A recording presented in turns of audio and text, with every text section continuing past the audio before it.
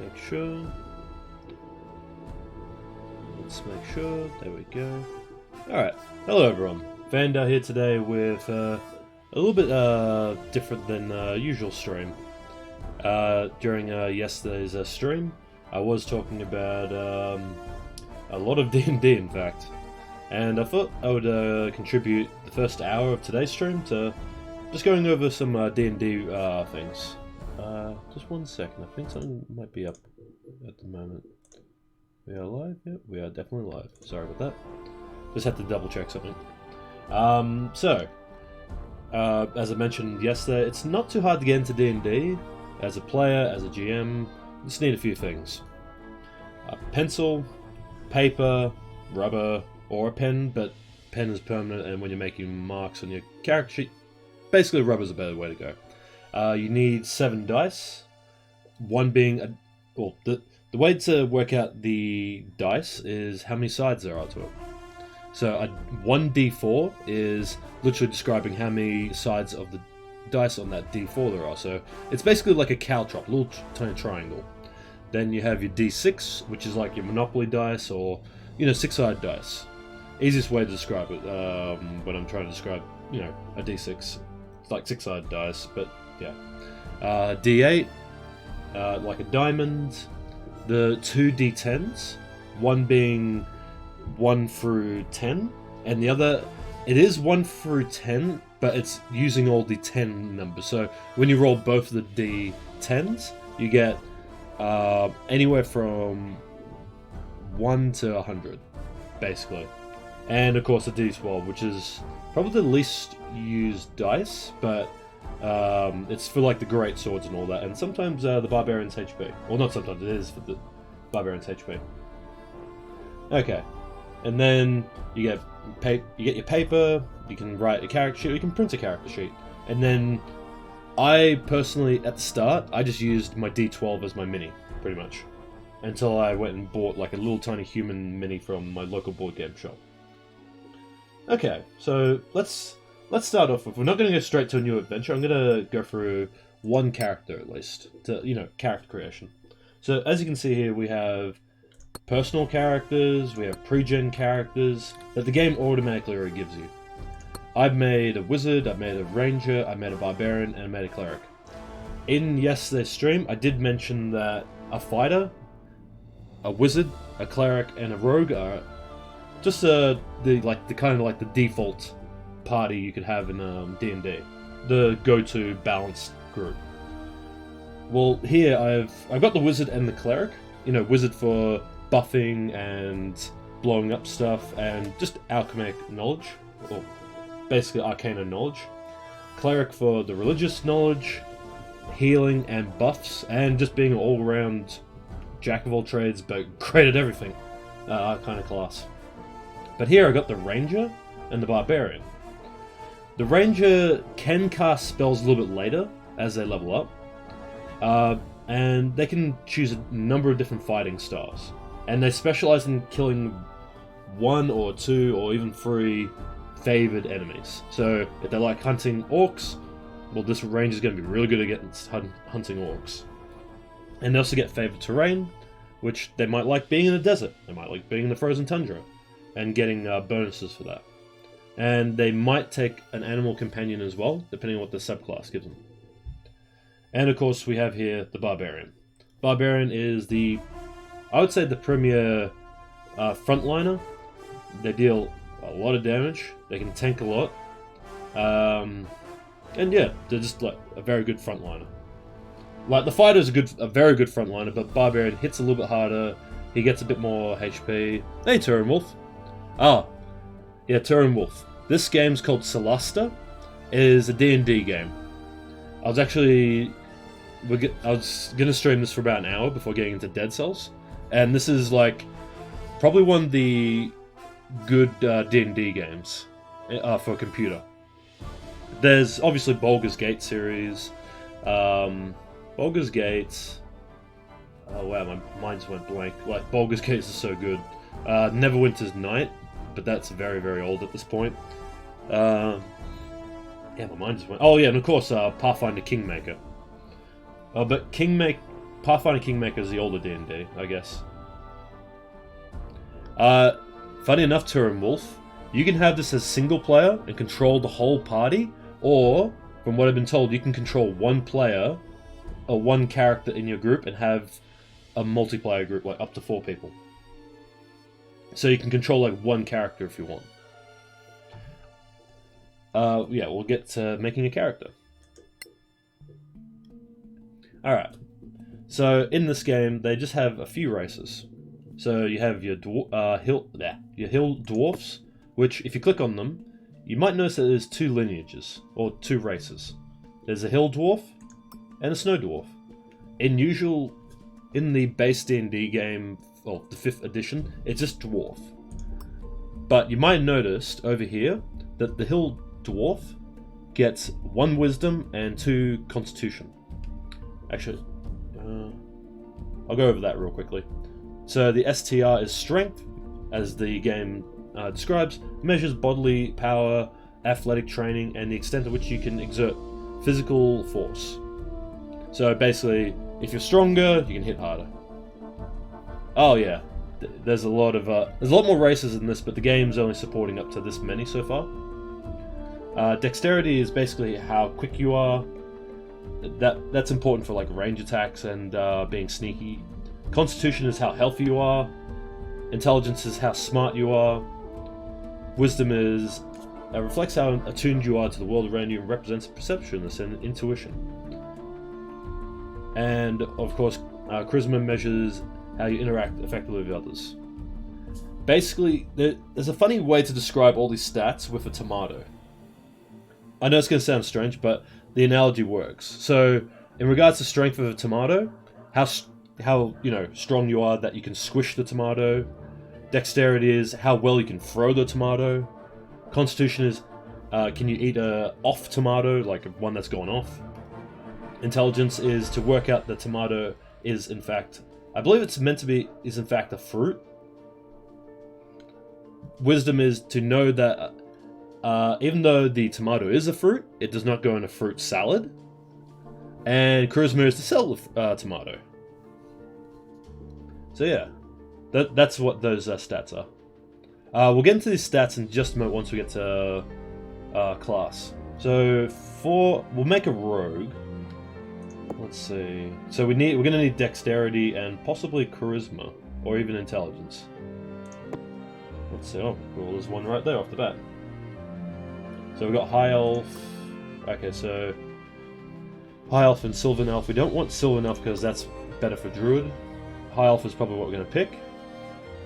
Orc is a half orc is strength and constitution. Half elf is 2 in charisma. Now there are all these other stats as well, so I should actually go into that. So the high elf gets to pick 2 skills, bonus skills. Has dark vision. Being able to see in the darkness is a pretty good advantage, because you'll be going to a lot of dark places.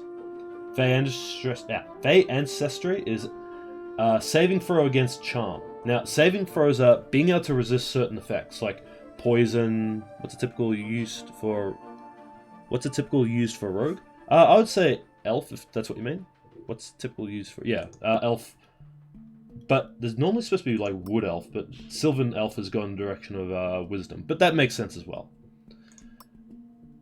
The good thing is you'd get so much movement if you're a sylvan elf, that represents, I think, yeah, the number of cells you can move.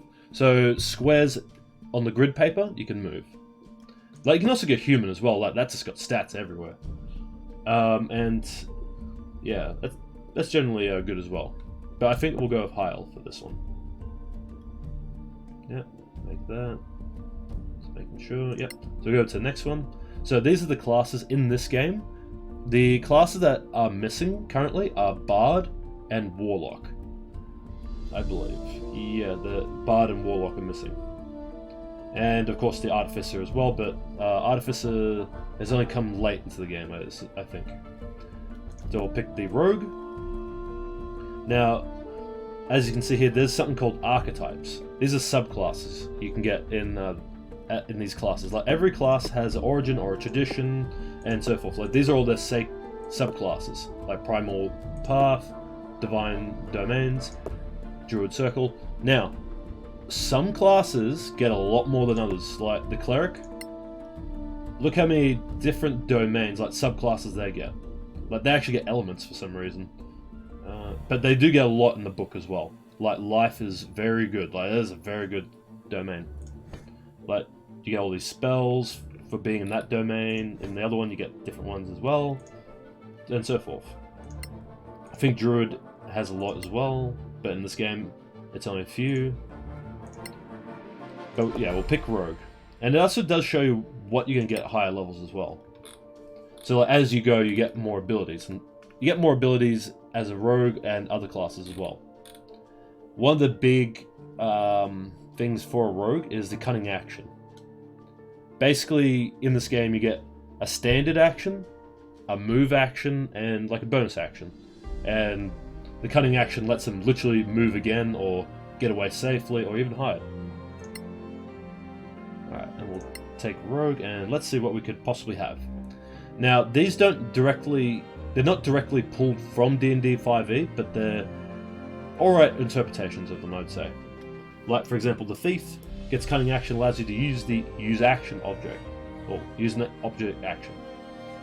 There's generally a fair bit more in the D&D 5e, but this is still a very good representation of it. So Thief is literally you become a better thief. Dark Weaver, let's see, it looks like it's a poisoner kind of subclass. So you're proficient with a poisoner's kit, climb no longer costs you extra movement.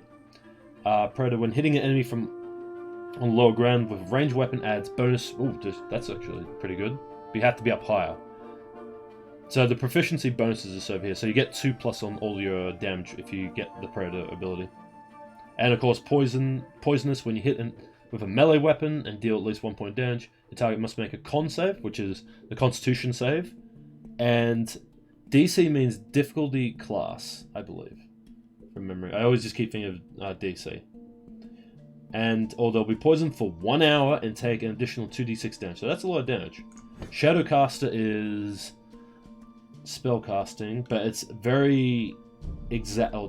It's got exact schools that you can use. So divination, illusion, necromancy, abjuration schools. So you can only pick from those schools. Like illusion is being able to make illusions. Necromancy is raise the undead. Divination is it's kind of like predicting or being able to see the future, I believe. I played this so much, but I can never remember all the descriptions of them. And as a bonus action, you can teleport to a cell within 5 cells. That's pretty good. Recharges after a rest. So a rest is generally like, well, I'm not too sure what Solasta's definition of resting is, but in D&D 5e you have short rest and long rest. Alright, so we got that. Shadow Retribution is if you're targeted by a damaging spell, whether it damages you or not, you can cast a cantrip in reaction to that caster. So if you get, for example, flame striked by someone, and that's a damaging spell, you can cast your cantrip back at them as a reaction to being like, hey, you hurt me, I hit you back. But we might pick Shadowcast, because that looks pretty interesting. This isn't like the Arcane Trickster I was mentioning last night about... Oh, wait, hold on, we get that level 2, don't we? Oh, level 3, we get the Archetype at. So we've got a little bit to go before that. Alright, so we'll pick Rogue. So up here, this is going to show you what the Rogue features are. So, your saving throws are in Dexterity and Intelligence. So, typically when you're dealing with a trap, you might have to make a Dexterity saving throw to avoid it, like reflexes. Intelligence would be if a creature casts a spell at you that tries to make you dumb or tries to affect you in a negative way, this could come up. But usually Wisdom saving throws are for that as well.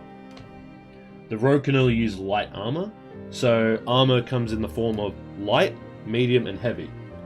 The fighter generally gets the best armor proficiencies, as well as a paladin.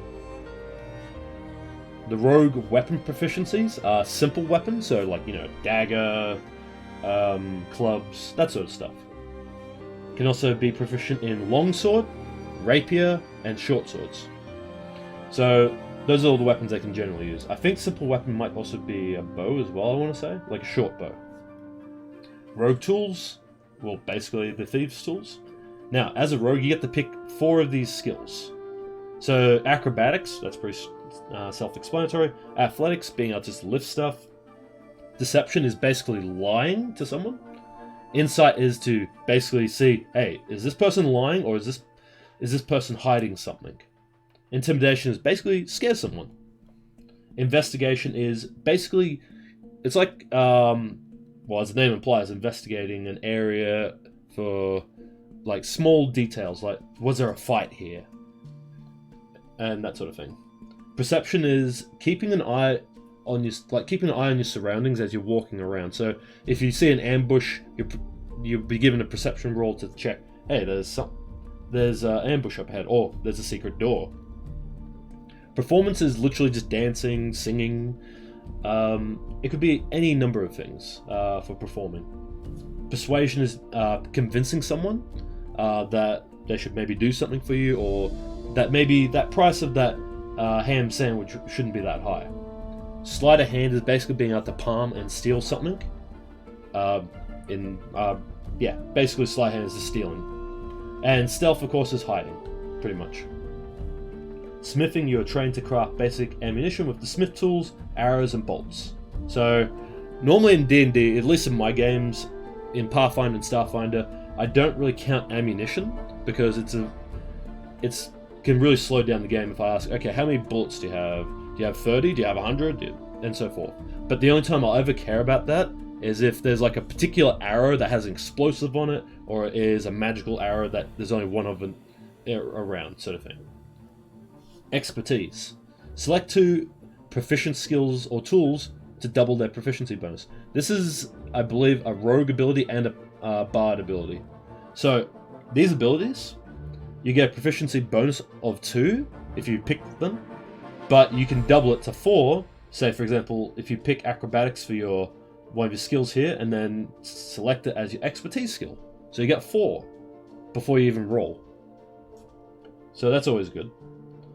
Sneak attack, when you get into a flanking position, or when you're in a flanking position, and you attack with mainly a dagger or a rapier, you can get an extra d6. So the Monopoly dice to add on top of your damage you already have with your weapon. And then it goes up every 2 levels. So level 1, level 3, level 5, and your dice just keeps going up by 1d6 every time. Let's see. Oh, and also, it has to be a finesse or range weapon, and only once per turn. We choose stealth, insight, acrobatics, and maybe perception. Yeah, that's actually pretty good with those 4 particular skills you picked. And particularly, you've picked perception. Perception skill is one of the most rolled skills in most RPGs, because you're basically trying to find out, you're basically trying to see something before it happens. So that's a pretty good pick there. Alright, we'll go into equipment.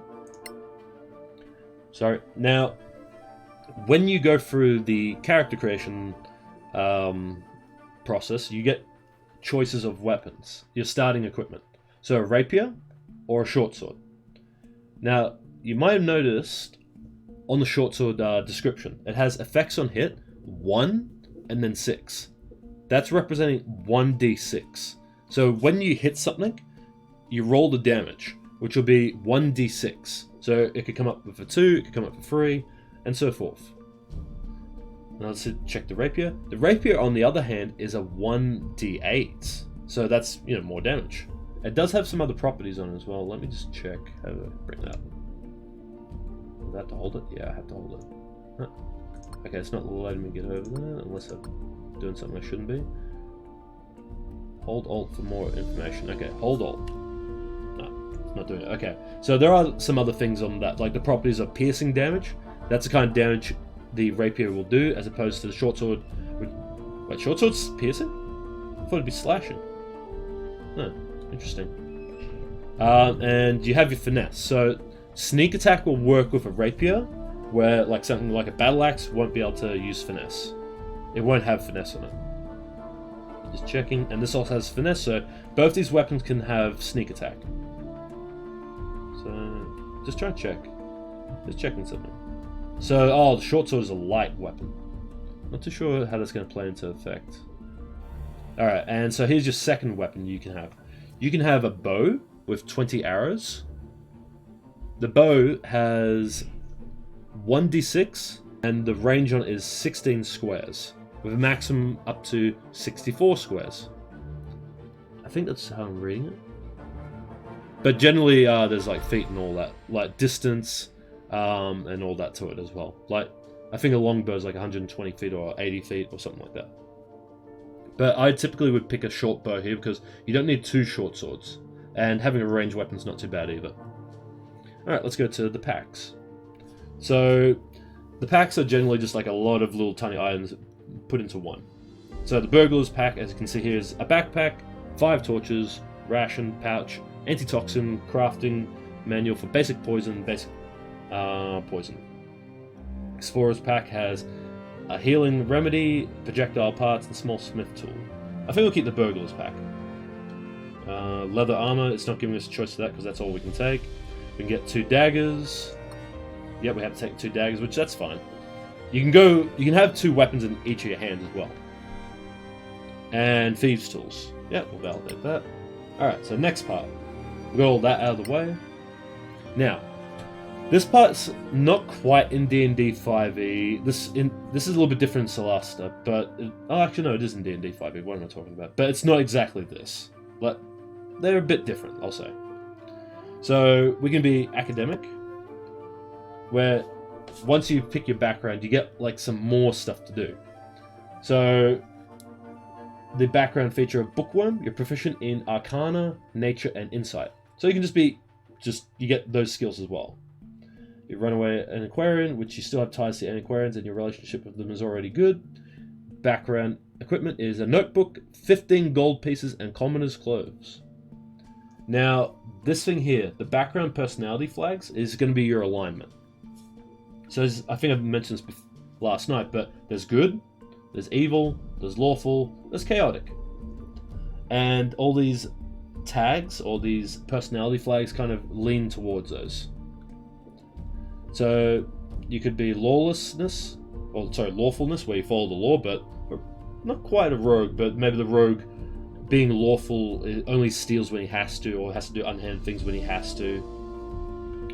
And some of the other backgrounds have different things, like an acolyte has proficiency with religion, nature, and insight.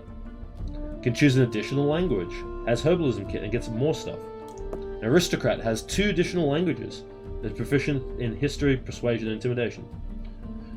Like, all these have like different kind of things that go along with them as well. Like, I could be a lowlife, but that's already got like all the stuff I have for a rogue. But if you want to have literally everything from the rogue, it's all here. You can be a sellsword as well. You can be a lawkeeper. It's a lot of fun. Like, just being able to make like these characters. Like, a rogue doesn't just have to be like a lowlife. He could come from a noble family of an aristocrat. A wizard can also come from being a spy and a philosopher. You could have a cleric who's a sellsword. I would definitely choose Bookworm. I'd like to see a magic rogue. Okay. Let me see. Where is it? Academic. Yeah, we'll pick that. We'll get Arcana and Nature. Now, with Arcana and Nature, those are like knowledge checks. So if you see like a plant that doesn't look quite like a plant, you can do a knowledge nature check to try to work out what it's about. Let's see. I think we might go for tendency to put oneself. Yeah, that certainly makes sense. So it's chaotic. We'll double it up. So you got to choose 2 from each. I'll go for kindness, and then yeah, we'll go for that as well. So we got that. So he's an academic rogue. Now, here's where you get to actually roll your stats. And this is actually a decent roll for us. So, normally when I do my stat rolls, I get people to roll 4d6, right? So, when you roll 4d6, you get, you put them all together, and then remove the lowest d6. So, the highest you can potentially get is 18. The lowest you can get is potentially 3. And these dice rolls were pretty good from the look of it. They're all above 10. So we would take the 15. Like, we can do it again if we want, or make a standard array, or we can even, I think, we could literally, yeah, so this is actually describing it. So we could re-roll 6 ability scores using 4d6 and keeping the 3 best rolls. That's the best way to put it. And your stats can vary from that. Re-roll dice, re-roll, yeah, using best of 3 rolls. You can also just do point buy, but I'd rather just let the dice do it. So we're going to put our best roll into dexterity, since that's what rogues really want. So it goes to 17 because of our race. Now, I think this. Oh, if we put this 13 into intelligence, it'll go to 14. Now, there is one thing I should mention as well. The way D&D gives you like your stat modifiers is every 2 from 10. So 10, 12, 14, 16. This number will go up. So we're at 17. We would need an 18 to get a +4. But because we're not at the 18, and we breached the 16, or got to 16 and got higher, we get a +3. So whenever we roll a dexterity check, we'll get a +3 from our modifier, or from a dexterity, which is pretty good. Let's go with a bit of on the charming side for charisma, in case we need to talk our way out of anything. I'm going to put this 12 into Constitution, because I value health a lot in these kind of games. What is Constitution again? It's basically your health, like how well you're healthy, like being able to resist poison, how much HP you'll start with, like that sort of thing. Like, as you can see here, a rogue only gets a D8 when they level up, but if you have a +1 in Constitution, you'll get 1 more HP as well. It hasn't done it just yet, but will soon. Once we confirm this, I think. Wisdom. Now, it has a 0 here because we haven't gotten to 12, but we're still above 10. Now, you can get negatives for your modifiers if you go below 10. Okay, so we're all good. We've got all our stats. So we're going to go 11, 17, 12, 14, 11, 12. So this just determines your character's abilities. Alright, next. So now this is the part where we get to pick our skills. Now, Arcana's already been picked for us because of our background. And we get 4 of them as well. Oh, I've got to pick from these first. So we'll go with Acrobatics. So once we pick that, you see that prof here? The proficiency bonus? That now applies to Acrobatics because we picked it. If we take it off, it doesn't apply to it. But if we do, it gives it a nice bonus. Now, the reason why all the skills are kind of like matched up like this is it's matching them to the stat. So Deception works off Charisma. Animal Handling works off Wisdom. Arcana works off Intelligence. There's nothing for Constitution, funny enough. But Constitution is still very important to have because you could get poisoned, you could get a spell cast you that requires a Constitution saving throw, and so forth. Dexterity for these 3, and Strength for just that one. I think we'll take Investigation and Stealth. The Stealth is very important for a rogue. We can take one more. I think I'll put it in Sleight of Hand in case we need to palm anything off. Alright, now for our tools. Oh, hold on. Yep, we put it into Thieves' Tools. I think Thieves' Tools in this case is pretty important. Typically people don't put the proficiencies into the set, into the tools, but it's usually a bonus that's already there. Have we done everything? No, we haven't. Oh, Class Expertise. I'm sorry, I forgot about that. What took it? Oh, the tools took it. Okay, so now we've got the expertise part of this. Choose to skill or Thieves' Tools. Okay, so I don't want to put in the Thieves' Tools. Those look good. I probably put them in the same. Yeah, it's definitely a good call. So, expertise-wise, I'm going to put in Stealth since we're the rogue. So now we have a 7. We're going all the way from... Oh, how far are we going from? I think it was 3 because our modifier was 3. Yeah, so now we've got a +7. So whenever you decide to stealth, like to hide, you get a +7 before you roll any dice, which is pretty strong at level 1. Like, it's very strong. And I think our other expertise will be put into Perception. If I can do it, can I? Maybe I can't. It's got the plus there, so we should be able to. Oh, and the train skill. Wait, it's train though. Unless it means for our class skills. Could mean that. Oh, it must be. Hold on. Make choices now. Okay. Trying to click it. Oh, I just had to click on it. I didn't realize there's a plus sign. Oops, my bad. Alright, now we have our languages. So everyone starts with common, typically. You can have Draconic, which talks to dragons. You can have Druidic, but that's typically saved for the Druids because that is a secret language. You have Dwarf, Dwarfish, Elfish for elves. But we already have that because we're of that race already. There's Giant, there's Goblin, there's Halfling, there's Orcish, there's Spy Code, there's Terrain, which is it's an elemental language, an old Temerian. Temerium, I think, is a Solasta thing. I think in this case we'll take Draconic. No reason. Ooh, sorry, excuse me. No particular reason for that. Oh, now we've got 2 background languages.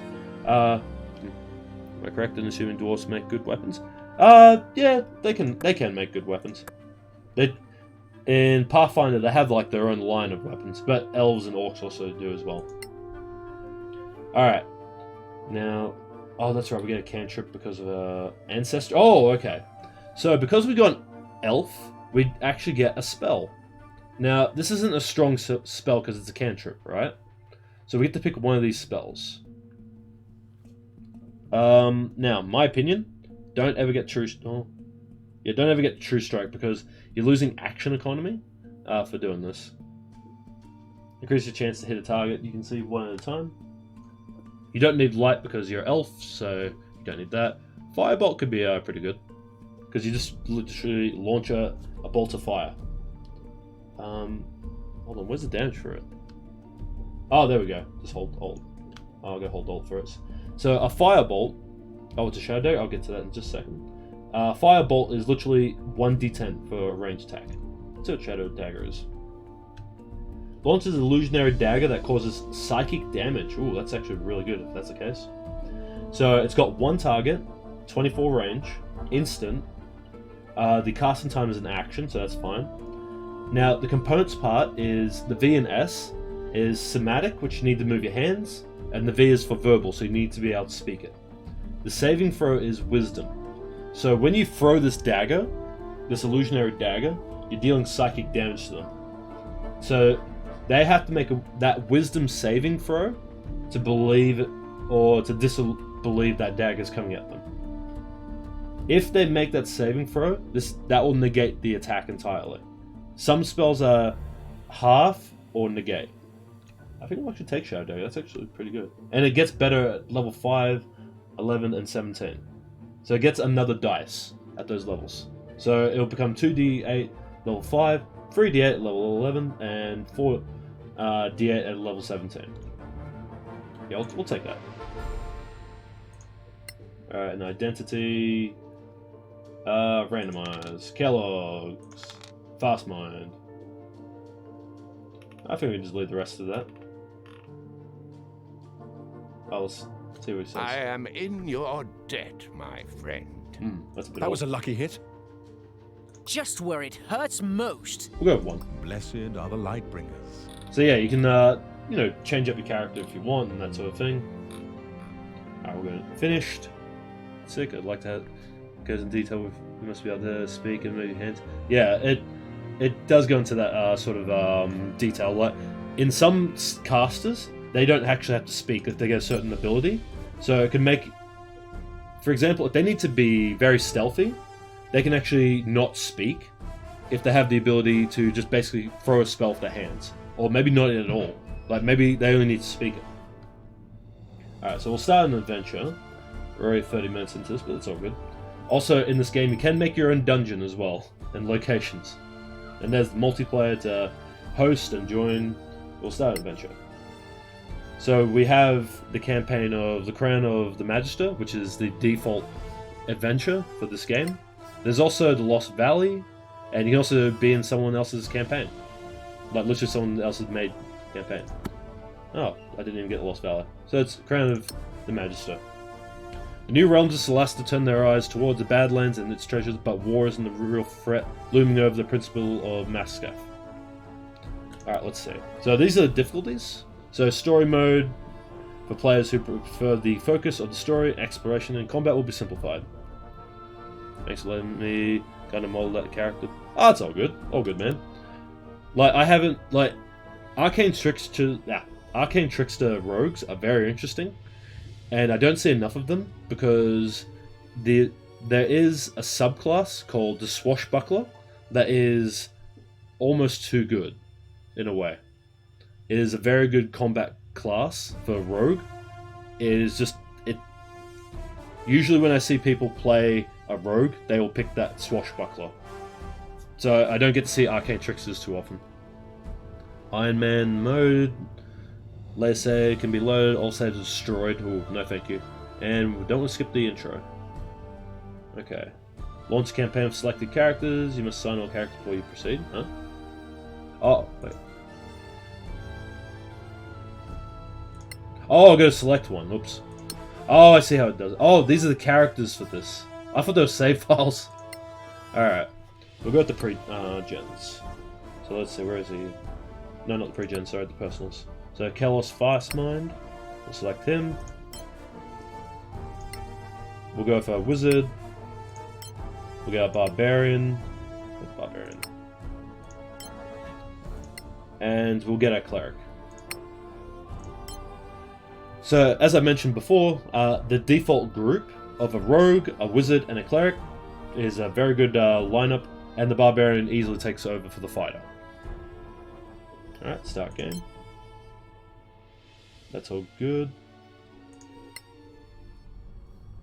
So let's see how this goes. Because I haven't actually played this game. I've been recommended by a lot of people to play this, and I just messed around with the character creation for a fair bit. Got it on special during summer sale, but I just haven't got around to it.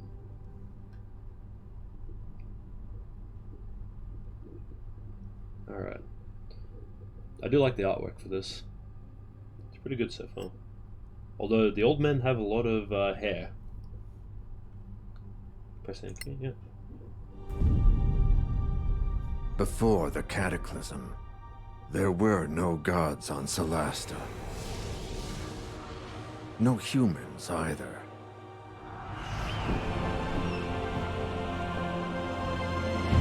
Then, the rift opened. Some say it was a magical accident, or the work of an evil god. No one knows for sure. The Cataclysm destroyed the old High Elf Empire. Manicalan, they called it, and twisted the land beyond recognition. Now, only the brave and the foolish go there, in search of ancient treasures. But something is happening deep in those Badlands. Whatever it is, it can't be good. It is the year 1024 after the Cataclysm. New states have risen around the Badlands and crave its treasures. A newly discovered road offers a safe route into the ruined heart of the Empire from the principle of Masquerade, upsetting the balance of power. The Legacy Council is formed to ensure that this knowledge is shared. It issues a call for agents to explore the Badlands in its name. Adventurers flock to Fling, the Principality's capital and home of the Council. Four strangers meet in Grave Keep's Cask, close to the council chambers. Sorry if I butchered any names there.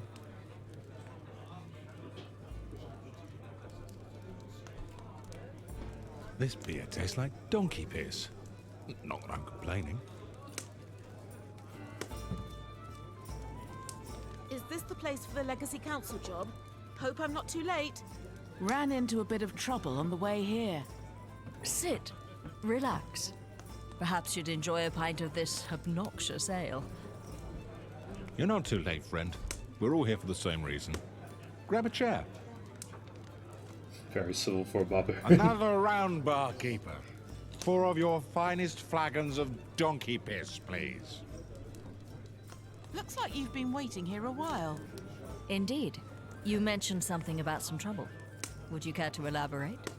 Well, I was making my way here when 3 bandits leapt from the bushes with crossbows. They dragged me off to some decrepit prison and tossed me in a filthy cell that smelled of rat piss. Don't know what was holding the place up. Oh, it looks like... Oh, we get to actually play the flashbacks. This would be an interesting way to do a tutorial. Escape the bandits' prison. Character selection and basic movements. Yep. Camera controls, E and Q, okay. Let's see, yep, there we go. Also, just explain this stat. This is armor class. So basically, every character gets 10 to start with, and then you get modifiers like this character's dex adds a 2+ to it. Let's see. Nothing to look for here.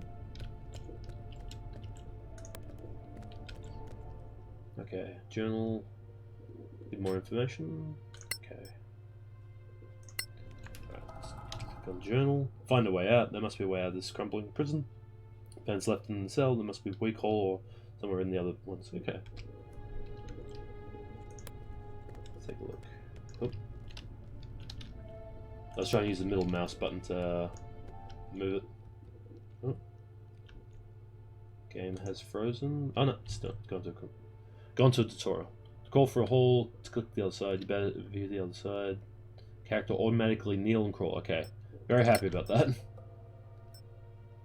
Sensor, let's say tab. There we go. Okay. Oh, we can actually loot this out. Okay.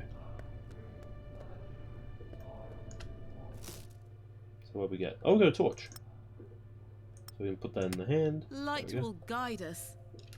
Oh, it's actually down there. Actually, we'll put it up here.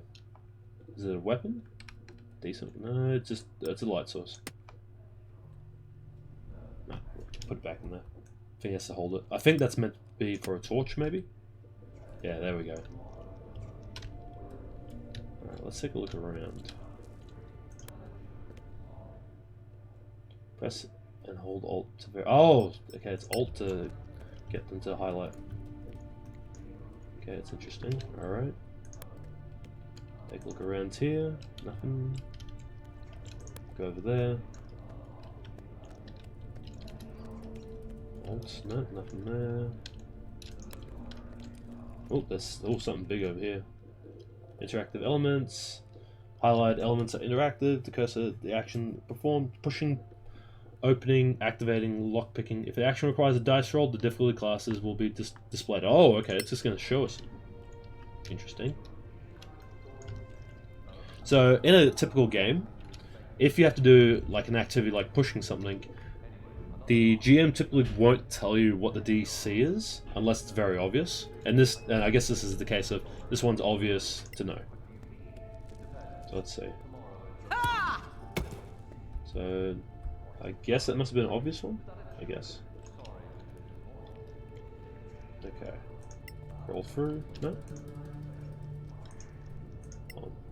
Examine this object. Don't want to examine. Oh, let's see if we can go through. Okay, gotten through. Alright, so we left the cave. Found a way out. Let's see, so climbing. To climb or jump, simply click on the destination. Depending on your character's strength or proficiency with athletics, you can jump between 2 to 5 cells. You can always jump over 2 cells, drop down to 3 cells, climb up 1 cell, or climb up easy surfaces like ladders and ropes without any trouble. A character of strength of below 15 and no proficiencies in athletics cannot jump far enough to reach the chest. Oh, okay, so that's interesting how they're going about this. A fighter with strength of 15 to 20 can jump across 3 cells. So a character with 11 to 4+ in proficiency in athletics.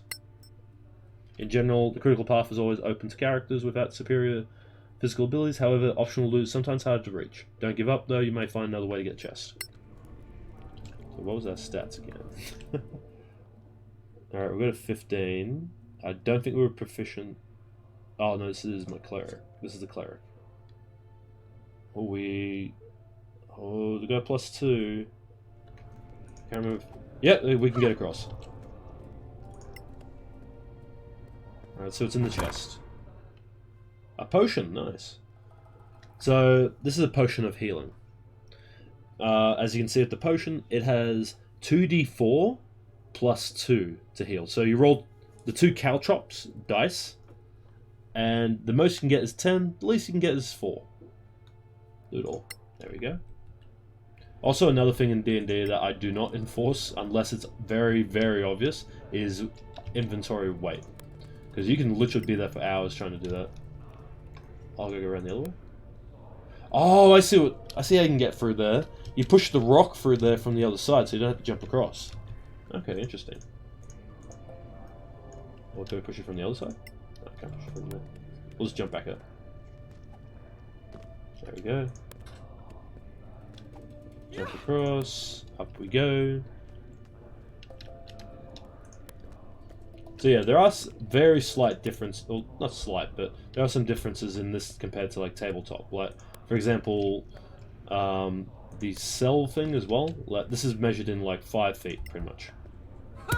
So it's going to take me a little bit of getting used to seeing like cells instead of 5 feet, 10 feet, 15 feet. And I'm not American. I prefer the meters, but Pathfinder, D&D, 5e have all using the measurement in feet. Push it out of the way, and we've got in the chest there. Go for the hole. Wow, we just squished them. That's pretty rough for them. Alright, let's see. Chest over there. Looting and inventory. Click on everything you carry affects your weight gauge, so be wary reaching the weight limit. Some items stacked in the cell on inventory and maximum number of items depending on... Yeah, okay. Go get the chest. This is probably all our stuff in there. Our starting stuff, I would suspect. Light is with us. Oh yeah, it's got all our starting stuff. I think. Look at that. Okay, what's this? Scroll of Revivify already. Alright, let me just check, make sure this is the right one. Cast Revivify. So, basically Revivify will bring a character back to life. Or bring a character back to life. As long as you're there within, I think it's like 30 seconds or so? Something like that. Yeah, it's common as clothes. Herbalism. Okay, we'll just loot all this stuff. Revivify is actually, I think it's a level 3 spell from memory. It's pretty strong. Like, you start off with level 1 spells, pretty much. Also, I forgot, do we have our spells? Yeah, we do. I took Sacred Flame because that's just really good. Spare the dying to save someone from dying, pretty much. Oh, yes. In D&D, you can lose your characters permanently. If they die, go down, don't make that free saving throws, which we'll get to that later. When it pops up. I'm sure the game's going to show us. It would be a bit of a mouthful to explain without some other basics explained first. There we go. Oh, that was simple. So they're each going to get flashback. That trip with the wall. Glad you're no worse for wear. This council needs to get organized. They have no right to keep us waiting like this. Have another ale. It's not like you have anywhere better to be. I have a tale to tell as well. I too was attacked, but I put an end to my enemies with blood and pain. Proceed then. Everyone enjoys a tale well told. Okay, this is going to be really interesting for Barbarian.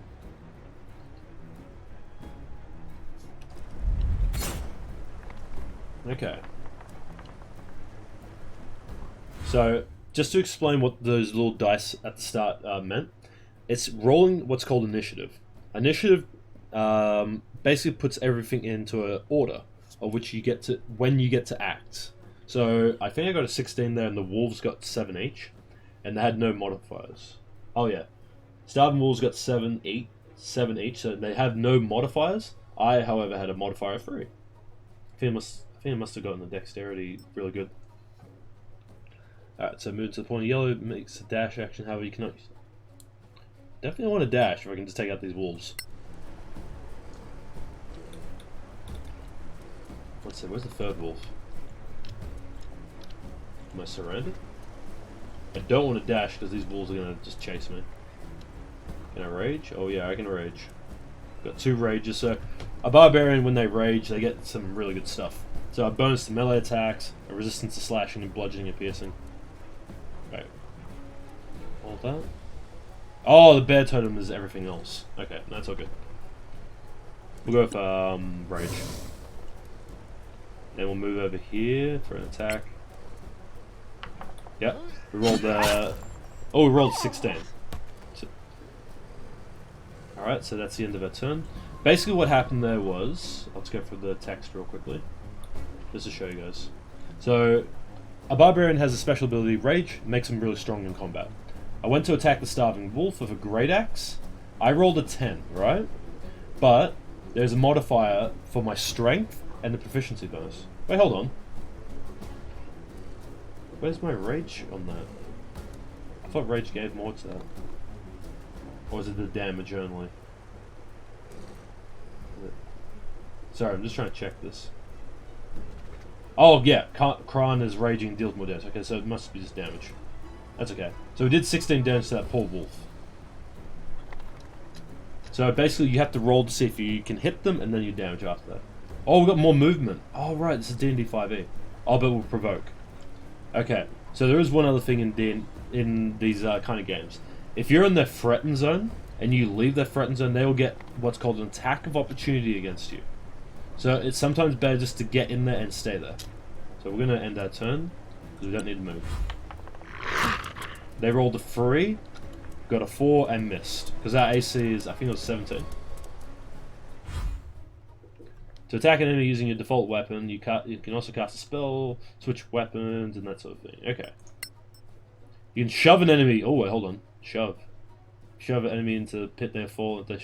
If you shove an enemy down, they will be prone, and remaining vulnerable until they spend the move points to stand up. Understood. Okay, I actually want to kind of push this poor wolf. Now, we have the option to knock him prone, which if you attack someone when they're prone, you get advantage. But, since we're on our own, there's no point in doing that because they'll get right back up and it'll be for nothing. But if we push him off... Now, if you get a chance to do this in D&D where you can just push an enemy off a cliff, take the chance because it's almost it should be an instant kill. Now, I believe shoving is going to be an opposed roll-off. So it's going to be my strength versus his strength. Never mind, I just pushed him. Did I just push him? Oh, okay, it's up here. Oh, okay, so it was 16 plus 6, so 22 versus his 10. So I beat his 10 with a 22. Oh, man. The game was only that easy. Just have all cliffs everywhere. Also, generally, it doesn't... In D&D, Starfinder, Pathfinder, facing doesn't really matter, generally. But I don't know what this game's going to be like with it. I don't think it'll be the case.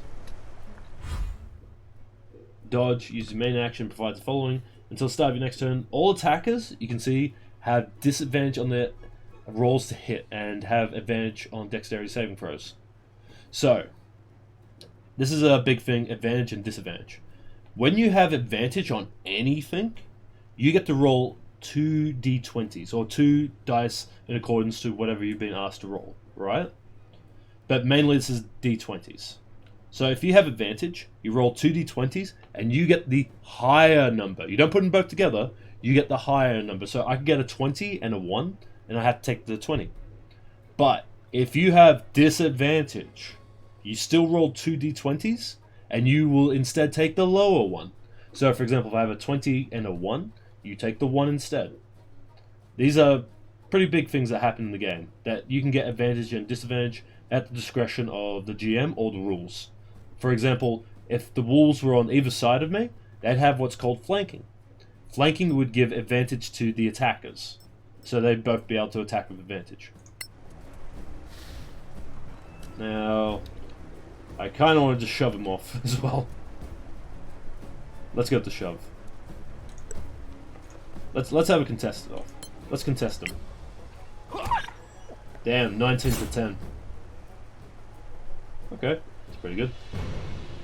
Game save. Yeah, there we go. Now we've stopped raging. Okay. Now this is not normally in D&D, but you can be cautious if you want. Where are we going? Need to go this way? No, going up that way. Oh, it wanted us to run this way. I think. Yeah, it wanted us to go this way.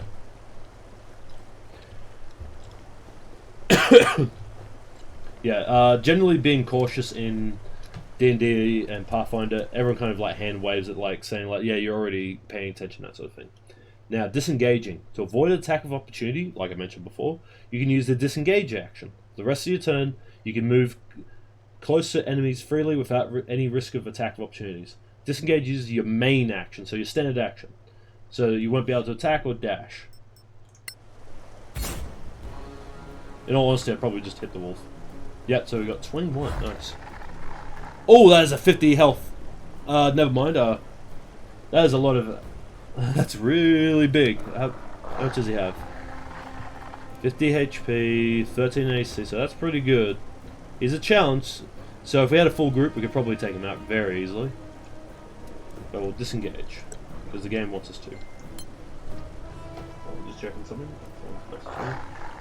Okay. So we've disengaged, so we can move freely away. I would love to push this object. Push. Oh, just letting us push it automatically. Normally, to interact with stuff, it is a standard action, so that's why I was a little bit surprised about that. What a bunch of namby-pambies. You're lucky you weren't attacked by Sorax. Shut your gob or I'll shut it for you. The Badlands are thick with them, shape-shifting bastards. Go Sorry. easy on him. He's just a harmless old drunk. Probably saw lizard folk or dragonborn or something. You think I don't know the difference? All those spines on their backs, those jaws. You've never seen anything like it. Not lizard folk, not troglodyte, not dragonborn, I'm telling you. No one believes in Sorax anymore. Except the Church of Anar, of course. There's a Sorak under every bed if you believe them. Easy now. Don't mock people for their faith. Read them books. Sorax are masters of deception, infiltration.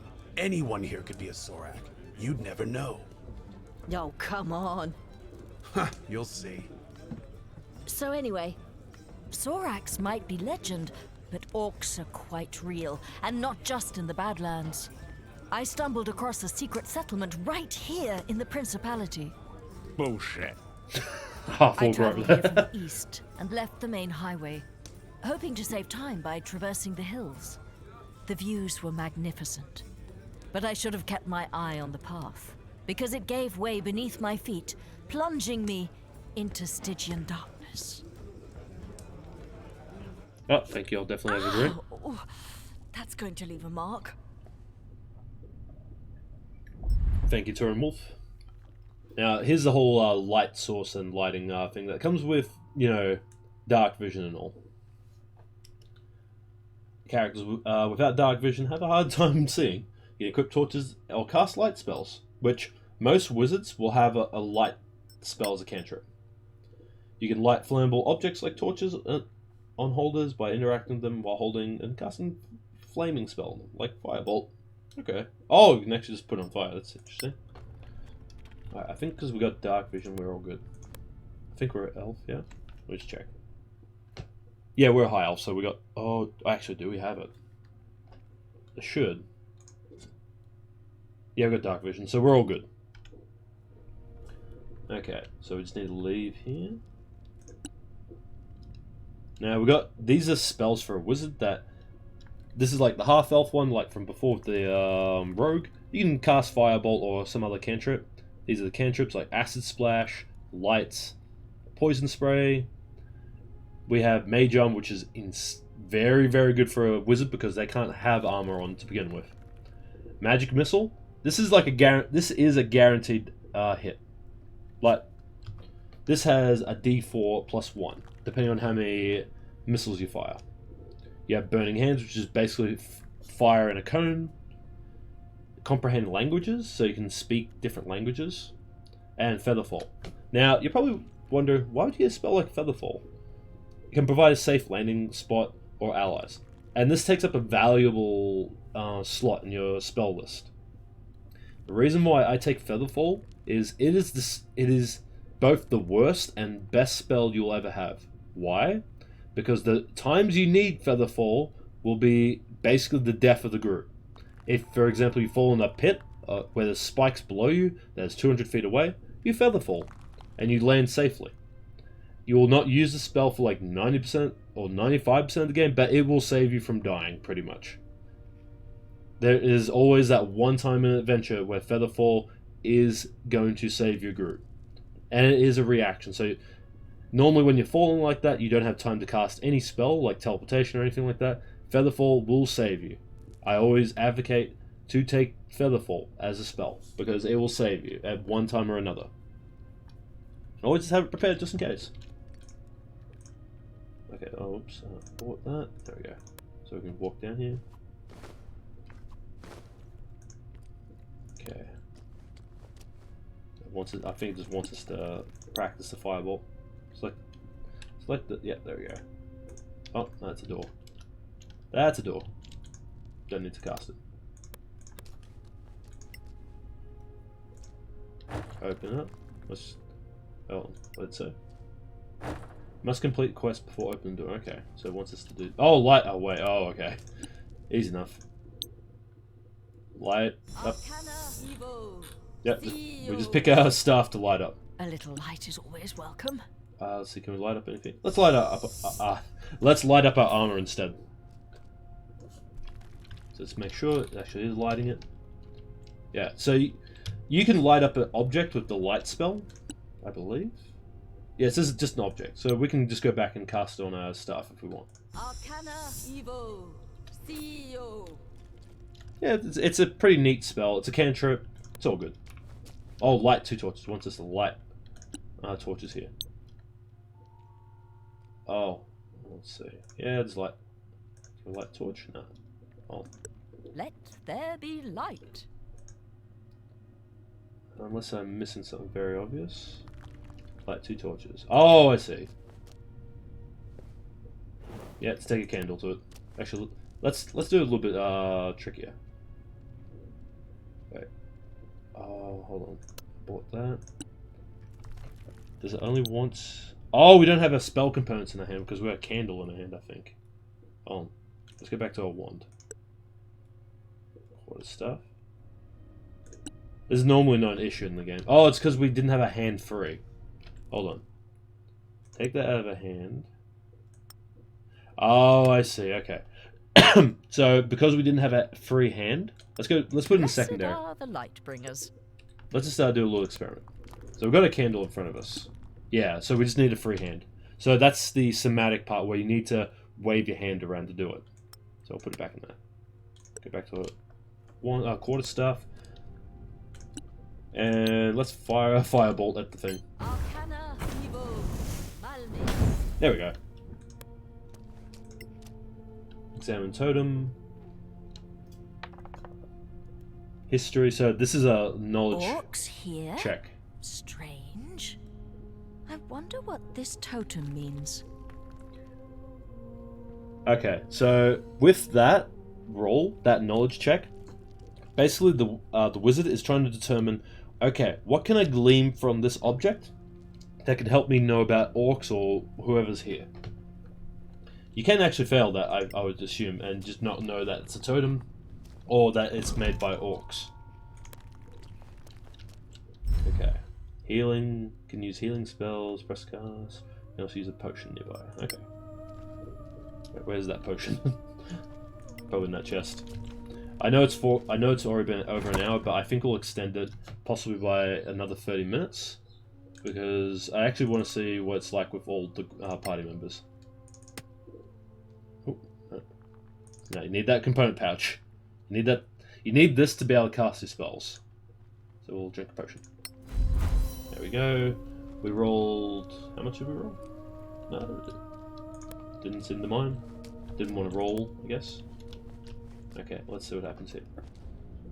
There they are. Discretion is clearly the better part of valor in this instance. Alright, so I'm going to turn off the light spell on her staff because we don't need it on. Activating cautious mode makes it slower, but it gains 2 benefits. Hidden objects and traps are easy to spot, and you are harder for enemies to spot. When an enemy starts to notice your presence, a gauge appears over their head, giving you time to react and return to hiding. Remain 3 cells above the enemy in this mode, and you can't be detected. Alright, so let's just get rid of the cantrip. Oops, didn't mean to recast that. Let there be light. Okay, we'll be cautious, even though we've got this shining light on us.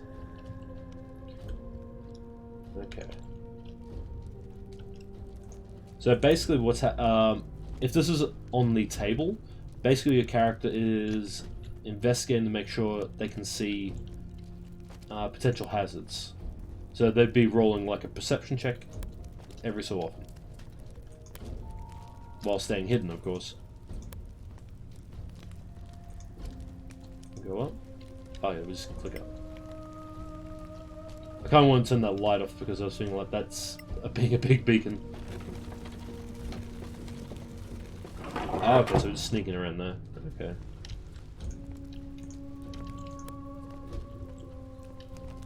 Yeah, 4 orcs against 1 party member is a very big hazard.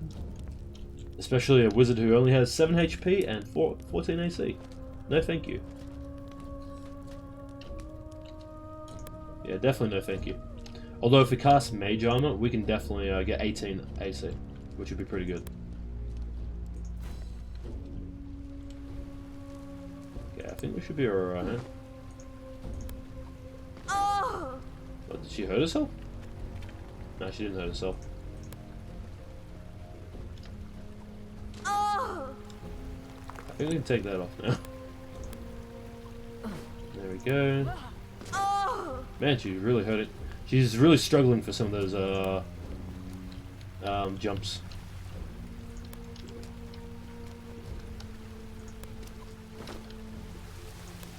Alright, over here. Gonna make that jump. Down we go. Okay, so now this is an area where having a long rest is safe. Oh, we have to go down? What's this? Oh, this is a long rest area? Oh, we have to light it on fire. No other means of egress is apparent. Fine. I shall wait until they go. These creatures do hunt, right? Yeah, so it's going to ask us to take a long rest. Preparing spells. Many spellcasters know more spells than they can recall at any given time. Prepared spells represent spell slots. Those characters. Check your heroes' list of known spells. Choose which one you want to prepare. Spells that are not prepared cannot be cast. Many characters know more spells than they are prepared, so choose carefully. Alright, so we'll go down to here. Alright, so when the rest is complete, you recover all hit points and half your hit dice maximum. So whenever you have a short rest, you can try to recover some of your HP, but this is going to be a long rest, so we get everything back pretty much. Upon completion, you'll recover these features. Spell slots. Your characters can prepare spells. You change your list. Let's make sure. Okay, start long rest. And now we can prepare the spells, which is great. Wait, we can prepare 5? Oh yeah, we can just prepare 5. Now, Detect Magic is generally very, very good, but it's a level 1... Oh, never mind, it's a level 1 spell. I think I'm fine for all this. Yep. There we go. Alright, let's see. I think it's all good.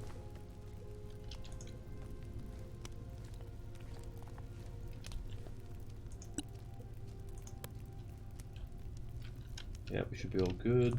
Just to walk through. Oh, back that way. There we go. I would have slaughtered every one of those green-skinned monsters. Orcs have a very distinctive stink. I'm beginning to think Lord Karen might be a mythical creature. We've all told a tale of our travels here. All but one of us. Yes, but I have a good reason for that. It's none of your bloody business. Come on now, don't be a killjoy. We all sang for our supper. Your turn. Fine. You want to know the truth? I stopped on the way here to visit an old friend of mine and discovered he was up to his eyeballs in debt with a loan shark. Oh, that's not good. Indeed, he put up a family heirloom as collateral and wanted me to reacquire it. Because, you see, I can be quite stealthy when necessary. So we get to do a sneaking mission, if you look at it.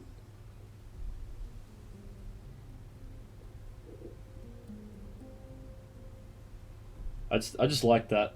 The way the game is like doing the tavern introduction is by giving everyone a flashback. I do like that. Gotta go into a fortress. It's a very unique way to start. Oh.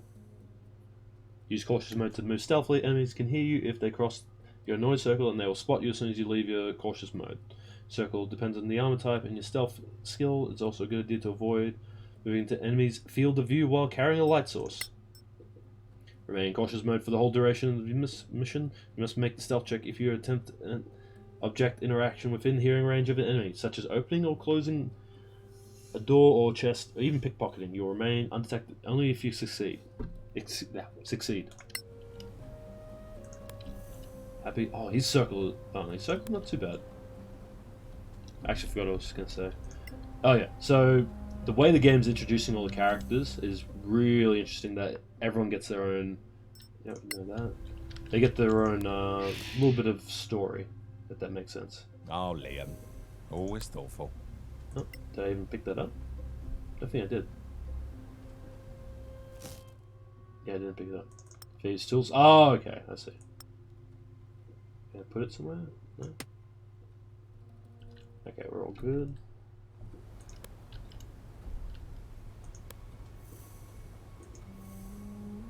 Yep, right in here. Got up there.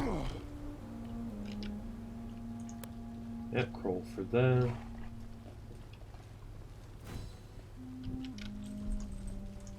Okay, away we go. Now we're probably at the pickpocket this door. Oh no, not pickpocket. Open the door with thieves' tools. Yeah, so we're gonna try to pick this door lock. Oh, try pickpocketing the lock. Move your mouse over the locked door or chest. Left click. If you select your whole party member, the most skilled will automatically be chosen for the task. You must have thieves' tools in your inventory to try picking the lock. Being proficient with thieves' tools helps.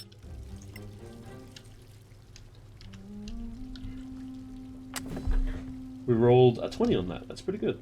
Not too sure what the DC. Oh, the DC was only 10, so that's not too bad. That was easy. The difficulty class. Oh. Move over a bit over here.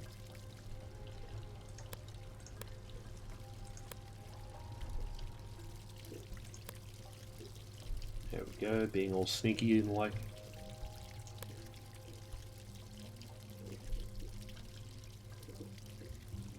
Oh, two guards over there. Hopefully they don't come over here. Yeah, so it looks like the DCs for this is just going to be 10s across the board. I suspect the game handpicks which characters are going to have what mission, or maybe their class, or automatically has the mission. So it would be very awkward if you had like 4 barbarians, all having to do all these particular missions that they're not quite suited for. Well, might stay over there for a second. Check them out. Def. Oops. No, where am I going? Where am I? Okay. Oh, hold on. We can just go up here, maybe? It's very convenient to be... Oh, yeah. It looks like we can. Yeah, we're climbing up. Looks like we're in the right place. Ooh, trap. Now, here's one of the big things for a rogue. Being able to disarm traps. They are, I believe, off the top of my head, the only class that can disarm magical traps, at least in Pathfinder. well, there's 100 or so like subtypes and archetypes in that one, but in D&D 5e, I believe it's the rogue that is the best suited for this. But and it's not close as well. Like if a rogue is a 10, probably next. Oh, geez, I've rolled a 1. That's not good. So a failure. Trap didn't go off. Normally a trap would go off, or it's not letting me do it again. So basically, I think this is the way of the game telling me, like, yeah, just come back later. Oh, it wants me to step on the trap. Okay, let's see if there's any way to interact with it. Okay, it might be trying to show me how it works. So I'm going to step on it. I'm going to step on it because I feel like it's trying to teach me something. It was probably teach me dexterity saving throw. No? Just decided to poison me. Did I even get a save against it? No. I did not even get a save to dodge it. That was unfortunate. I didn't get a save against it. We won't be fooled so easily. Okay. Now let's interact with the trap. That should be enough. Yep, there was a 10. So the trap has successfully been disarmed. What do we get? Yep, the heirloom, which is a diamond and 11 gold. Not bad. Oh. Escape from fortress. How are we going to do that? Oh, now there's people down there. Can we get through the bars? No. We're just literally going to just walk right back out there. Unless we can get around them. No. Oh, it's Liam. The guy we're meant to get the heirloom for. Let's see what happens. There you are, you filthy crook! You? What? You're drunk. Get out of here before I kill you. Think you scare me? Not anymore. A grave mistake. Looks like a bit of combat. What are you doing here? Sometimes in the course, I'd take care of it. sometimes in the course of your adventure, some non-player characters may become critical. This means if you let them die, the game is over. I'll emphasize this. A good GM. Well, sorry, not a good GM. Most GMs, if a character dies, unless it... Actually, you know what? This does make sense. Critical characters. But even then, a GM would be able to still work around that, I'd say. If you attack an enemy while undetected, you gain advantage of surprise. This means you have advantage on your roll to hit, and your opponent cannot react before your next turn. If you're a rogue, your attack will be a sneak attack, dealing additional damage. Yeah, if you have like critical, non-playable characters, you can still play around that as a GM. I just have... Oh, you gotta be kidding me. He's got all that vision. Oh, we can just cast a spell. Well, I don't... Do we get sneak attack on this?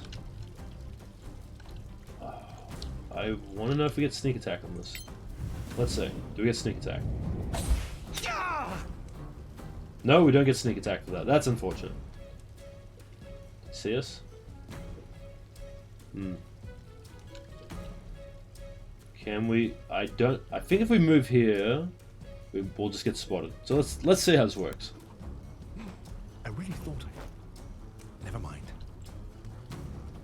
Okay, so we've done all the move. Alright. Oh. That was... Oh no, that made up to a 20. Alright. So we're not hidden anymore. And now we know that the Shadow Dagger doesn't crit. At least for now. Alright, we'll attack him. Yeah. Oh, 20. Oh, critical. Oh man, that... I want to see what the log was like, because that would have been a lot of dice. Because the critical is you double the dice. Here to see Lord Karen? Oh. Okay, so these characters are all getting different ways to respond. Depends on who's asking. Well, if you're here for Lord Karen of the Legacy Council, that would be me.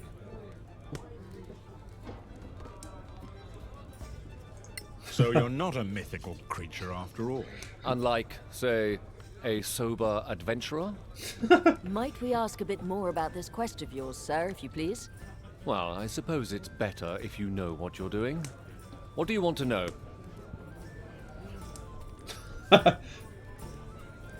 Oh, sorry. I just like the fact that the barbarians like, yeah, no, we're good. And they all have like different, different responses. We hear this is a mission for the council, but what is it exactly? Dear Moraike, you don't know? I'll try to make it simple. But you know, politics? The council includes representatives of the most powerful and influential organizations in the Eastern Kingdoms. It was created to lead a joint effort to explore the Badlands. I just like the barbarians like, nah, we know enough. What are the organizations you mentioned? The council is, how to put it, a non-governmental organization, meaning that state governments are not represented to avoid partisanship. Instead, there are delegates from the Guild of Antiquarians, the Tower of Knowledge, the Arcaneum, and the Circle of Denantar. And the Church of Einar guarantees fairness, led by Marshal Beric Sunblaze and Oathkeeper Lyra Keen. You know, I'm good now. I think we know enough now. Thank you. Oh, okay, so it's like... We should go, don't you think? Wait, Very well. Oops. Come, gather your things. You're late for your swearing in. Oh, okay, we're just Hurry actually up going and to... going to get our job. Story of my life.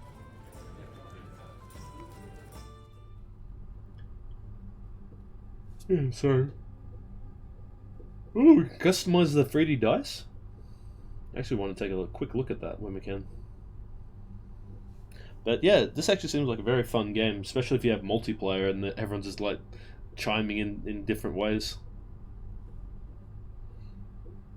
Like, when you're doing like a social interaction in D&D, like one person can be talking and then you have someone else that can like basically interject in some way, or even put the hand up, say, look, I would like to interact in some way, or they just talk like, regular talking, like regular conversation. You can even do like actions, like the rogue, for example, might be like, I'm just going to walk off and stealth and go drink, or the barbarian, might also want to go and drink and just gets up and just like to have a drink, and you can do stuff during non-combat things as well. Oh, we just got 20 gold. Nice. Find your way in. Okay. Alright. Let's see how much experience we have.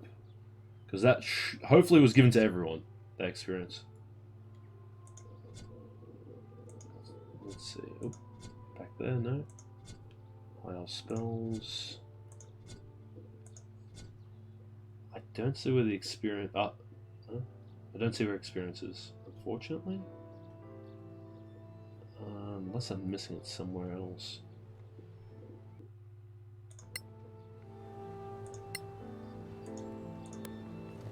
Yep, they can act as a group. That's good. Oh, it's going back up more then. Interact with this character. Sure. We'll play a bit more before we head over to Dead Cells. Yeah, we'll play a bit more before we head into Dead Cells.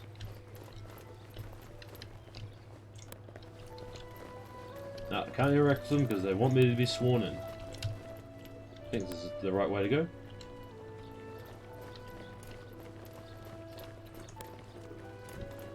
This place is Open the magnificent. map.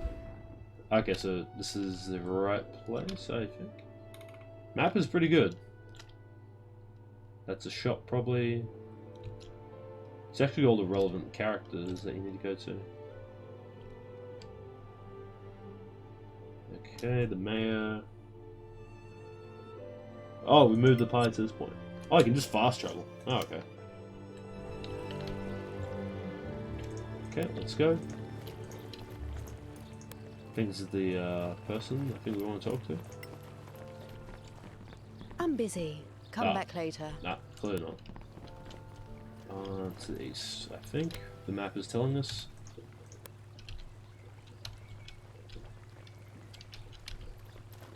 Alright, let's see. The right way to go, yeah.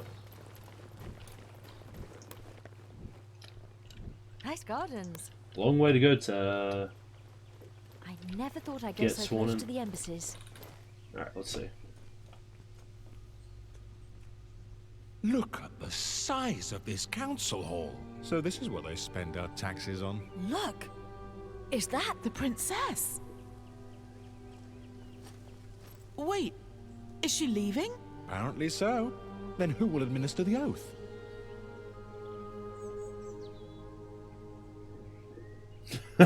Maybe empties her chamber pot.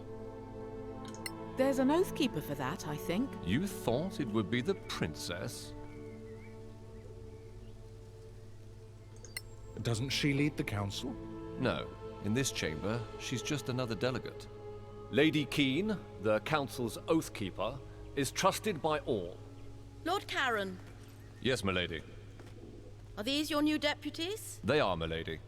My name is Lyra Keene, oath keeper of the council. Pipe down. And I will be administering your vows. Once sworn in, you will carry the authority of the council wherever you go. Your every action will reflect upon the council's reputation. Remember that. Always. Now, please, raise your right hands. Do you, each and all, solemnly swear your lives and allegiance to this council, and promise to carry forth our mission to protect our alliance from any who would threaten the common good? I swear. I swear. Oh, that was Excellent. really quick on all of them. Lord Karen will enter your name into the council's register. Thank you for your service. Congratulations, deputies. Wait, that's it? Were you hoping for a kiss from the princess? No, I don't know. It just feels a bit anticlimactic. Sorry to disappoint. So, the mission. As I'm sure you know, the Council maintains a number of outposts to secure the border between the Principality and the Marches. One of them is the former Imperial Fortress, KLM. It's held by some 50 troops under the command of Captain Henrik. He sends us weekly status reports, or rather, he used to. We haven't heard a word from him in 3 weeks. Leave immediately for KLM and find out if anyone there is still alive. If Captain Henrik or anyone else is still breathing, bring him back. The Council wants a first-hand report. Alright, let's see. Yeah, let's say we're good to go. I guess that's that. It's on to KLM. Oh, so we got faction points of them. The five council factions have representatives. They can sell you equipment, spells, many other things. The better your relationship with a faction, the more they will have to offer and lower their prices. However, these factions are in competition with each other, which means you can't please them all. So, like in D&D, no one would keep track exactly like this, although they might like have a very simple like 5-point system, I guess. But yeah, like there are factions in D&D that your GM might have, depending on what level of effort they go to for it. Me personally, I have had factions, but not like to this level, like where they're all competing with each other. What the? Oh, that must make up for the wolves, I want to say. Where's our experience total? Where is the experience total? I want to see that now, because it is keeping track of it somewhere. And I can't find it yet. Wait, hold on, did it level up? Oh, the character's ready to level up. Oh, cool. I'll be able to show you guys how we level up. Alright, so how do we get to that point to level up? Probably character. No. Hold on. No. Before we do that, I just need to go to the bathroom real quick, so I'm just going to go on a quick... I'm just going to put a break on just real quickly. An ad break. I'm just going to go to the bathroom real quickly. I'll be right back, okay?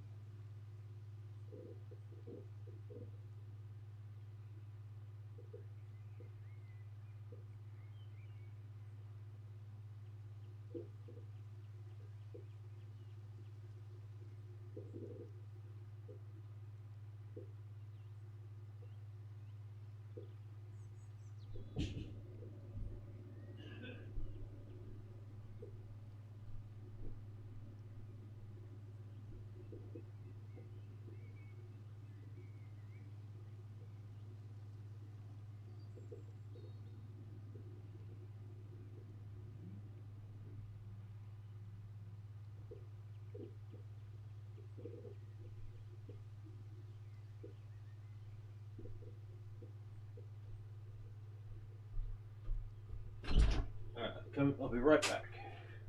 Bud, do you want to come in? Yeah, come in. There you go, buddy. So I can say hi to everyone. You want to say hi to everyone? Sorry guys, I just had to go to the bathroom and let my dog Buddy in. Just real quick. Alright, we'll get back to the game. Alright. Yeah, my dog Buddy's just inside at the moment. Alright, let's see. Go to inventory maybe? Oh, we want to try to level up. I'm trying to think how this game's going to do it. Do we just double click it? Oh, okay, it's just a little button there. In bright light. Let's see. Oh, we're going to take a long rest. Okay, so it wants us to take a long rest. Which is normal, I will say. What I mean by normal, most games would ask if... Oh, hold on, what's this over here? Yeah, it's fast travel. Most GMs would just say, wait until you're long rest before you level up. Because it's just a bit easier, more organized to do it that way. Or, in fact, it's just easier also. Hello, adventurers. What can I offer you? I need a room. I want We'd to like to stay for the night. Sure. Just walk. Oh, 10 gold pieces is gone. Oops. Sweet. Oh, it's more like a large bedroom, really.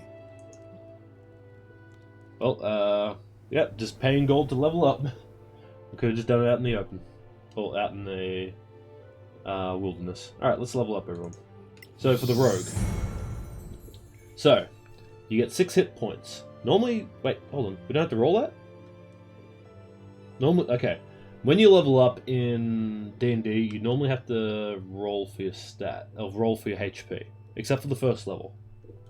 Now, we've got Cunning Action, which means you can take a bonus action in each of your turns in combat to either dash, so move again, disengage, so basically they can't attack you, or hide. That's pretty good. And the proficiency didn't go up. Did anything go up? No? Just a HP. Okay, I wish it showed what you gain from any level. Okay, it's a little bit strange. Did it show... No, I don't want to close this just in case we can't get it. Get back into... Yeah, it's a D8 for a rogue. Alright, level up. Now, for the wizard, I believe it's a D6, so let's see how this works. Level up. She rolled a 5, okay. So it does roll automatically. I wish it would literally just show it, like, right there and then. Arcane Tradition, so we get to pick our subclass at level 2 instead of 3 for wizard. You gain another spell slot for first, and you get to select 2 spells to know. Arcane Recovery. Once per day, when you complete a short rest, you can recover a number of expended spell slots, maximum 5 level up to half wizard level, so rounded up. So half of 2 is 1, but yeah, just 1, sorry. Next, so we're going to pick our Arcane Tradition. The class provides specialization when reaching a certain level in the form of class archetypes. Have different names depending on the class, like Arcane Tradition for wizards, martial archetypes for fighters, and so forth. Okay, so I don't have the DLC for Lost Valley, so I can't pick Court Mage, but we can go Shock Arcanist, Law Master, or Green Mage. I don't think I want... Let's see. Shock Arcanist. When casting spells from the war list, they count as being cast as 1 level slot higher. So when some spells can be scaled up by burning high level spell slots. So this is basically saying all these spells here are cast at a level higher. That's pretty good. Let's see what it gets for higher levels for this one. Arcane Fury. Add your proficiency bonus intelligence bonus to the spell school damage for 1 minute. Recharges after a long rest. So when you use something like Fireball, basically any of those spells on the right, you get to add your proficiency bonus and your intelligence bonus to the damage of that. That's pretty good. That's 6 damage and it gets higher as the proficiency goes up. Not bad. Arcane Shock. You overcharge your mana and become restrained until the end of your turn. However, when you cast a spell, attack spell, your damage dice always is above average. In return, you make a con saving throw, DC 14, or take 2d6 psychic damage if you fail. That's not bad, actually. Wait, wizard weapon proficiency is Constitution? That doesn't make sense. Oh, Yeah, I don't know that text of that. Let's see. Lawmaster. Keen Mind. Advantage on Arcana, History, and Investigation ability checks. Advantage to copy spells into your spellbook. And scroll and potion crafting times are halved. That's not bad. But I don't know anyone that would...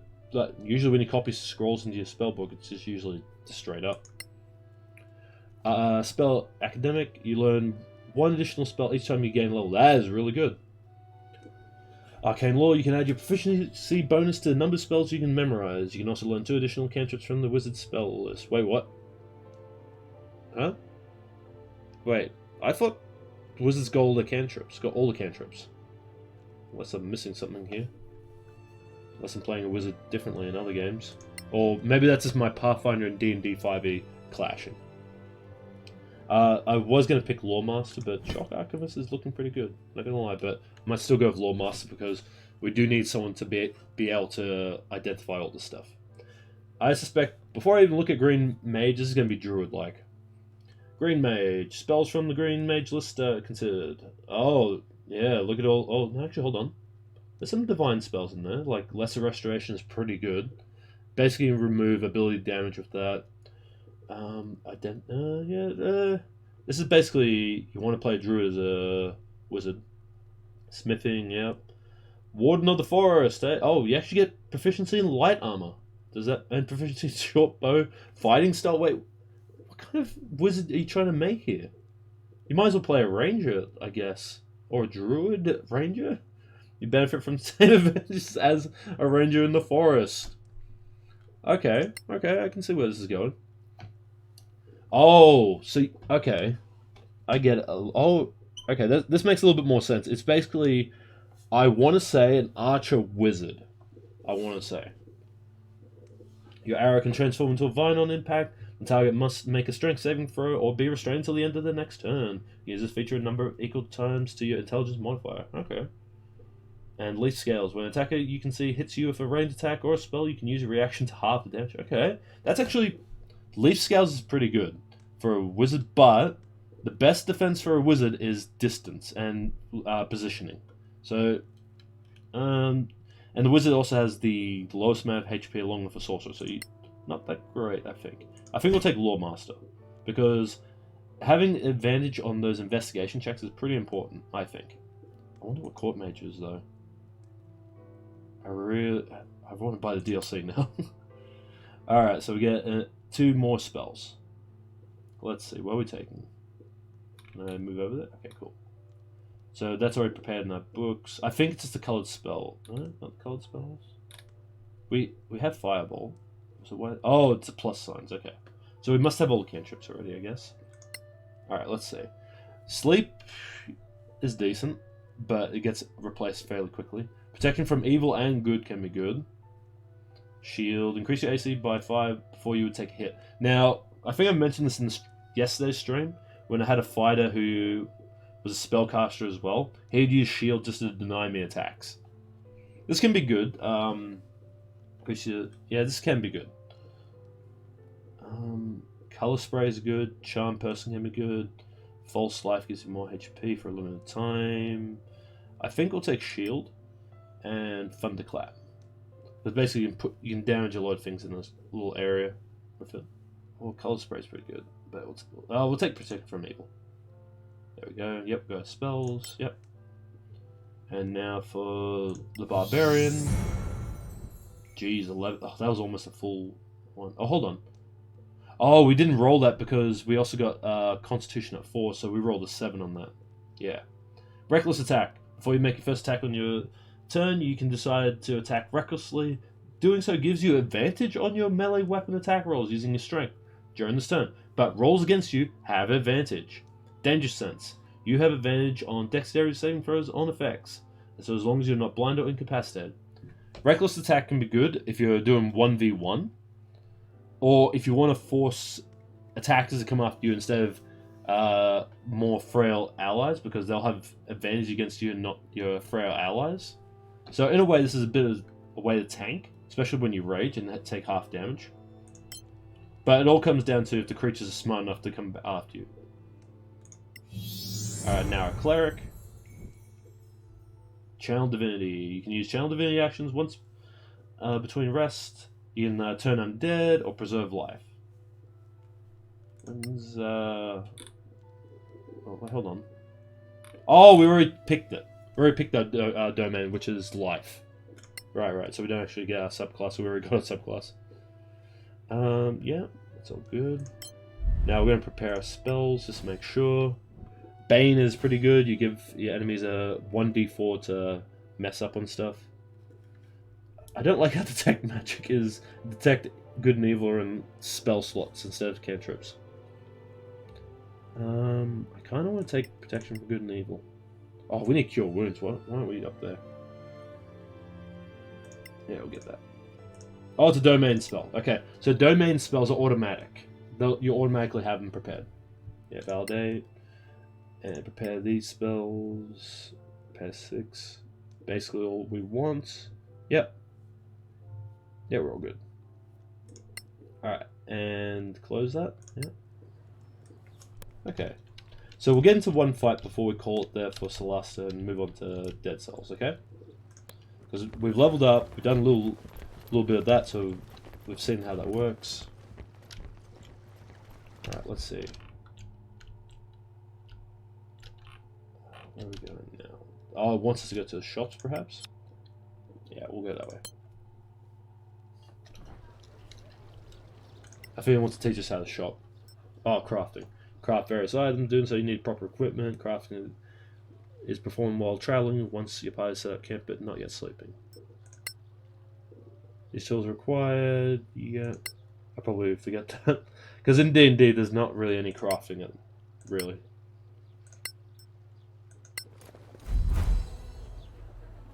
Hello. How may I help you? Oh, excuse me. Can we see your wares? So, yeah, 58 gold. Potion of speed. We're not going to really be able to buy anything, especially with our money at the moment. Tech magic. Oh, so that's right. We can get someone else to cast spells as a service for us to check all our items. Why can't we buy these? Is it because no, we have enough money? Not too sure. Spell book. Alright, I'll leave him. Buy some food. Oh, okay, so it's got us our little checklist to do. No doubt, yeah, it's around the corner. Alright, I'll go around to them. So yeah, once we get into like a fight, then we'll go to Dead Cells. Welcome to Gorim's Emporium. What do you sell? What do you have to sell? Everything you'll need for going out there into the Badlands. Food, ropes, torches, and of course armor and weapons. I also have some other stock like remedies and antitoxins. That can come in handy. Ever heard of deep spiders? Can we see your wares? Alright. Okay, so all these are decent items. So yeah, you got your scaled mail and your longbow. Typically you don't need to buy equipment straight off the bat because all your starter gear should be enough. Wait. Where's this person? Okay, it still wants us to interact. Yeah. No. Oh. Ah, okay, talk to him. Deputies? A word, if you please. So famous already. I love it. You were in there too. Are you a member of the council? I'm Annie Bagmorder, quartermaster of the Scavengers Guild. We don't have a seat in there, but they all know exploring the Badlands without us would be a bad idea. That's why you should stop by our headquarters downtown. You'll need our services, I'm sure. Is that compulsory? No. But you'll find our services useful. Everyone does. Did Lord Karen not tell you? No, he pretty much stuck to giving orders. Oh, right. Anyway, we offer plenty of help and advice to beginners like you. We are grown-ups, you know. At least, most of us are. Of course you are. Well, good luck. Alrighty. I think it'll be fine. I'd rather visit the temple, honestly. The scavengers. They've seen so much already. The first explorers of the ancient empire. So what do you think? Should we check out their headquarters? It's not far, but I've had enough talking. Let's go kill some monsters. If there's business to be done, we can't afford not to. So we're going to have to go and visit the scavengers. Alright. Still have to talk to this person. Oh, quick shopping. Near a merchant, you'll find quick shopping. Once it opens up. Okay. Let's see. No. Okay, talk to him. There we go. There we go. Still wants to talk. What does the one talk about? Welcome to... Oh, sorry, I can't skip. Hey, Goran. Are you Goran? That's me. Alright.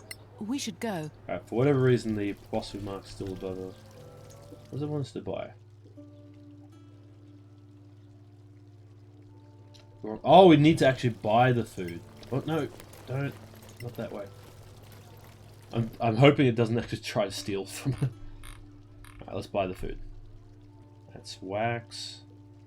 These tools. Poison. Let's do this. No, that's projectile parts. That's probably food, yep. Now let's buy 3. Include. There we go. Probably wants to buy more. Welcome. So see your wares. Buy more food. Yeah, that's alright. Double clicking. Alright, so we just need to buy enough food for everyone. Okay. Okay, so where are we off to next? And then contents. Just checking. No. Alright. Oop, I'm in an odd spot. There we go.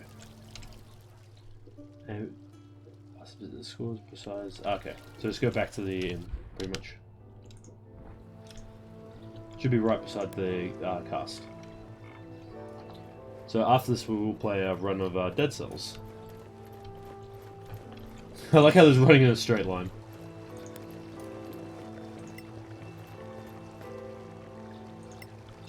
Okay, walk past them. No. Interact with this character, sure. There's trouble on the road. Please remain in town for now. Oh, just over here. A lot of chests.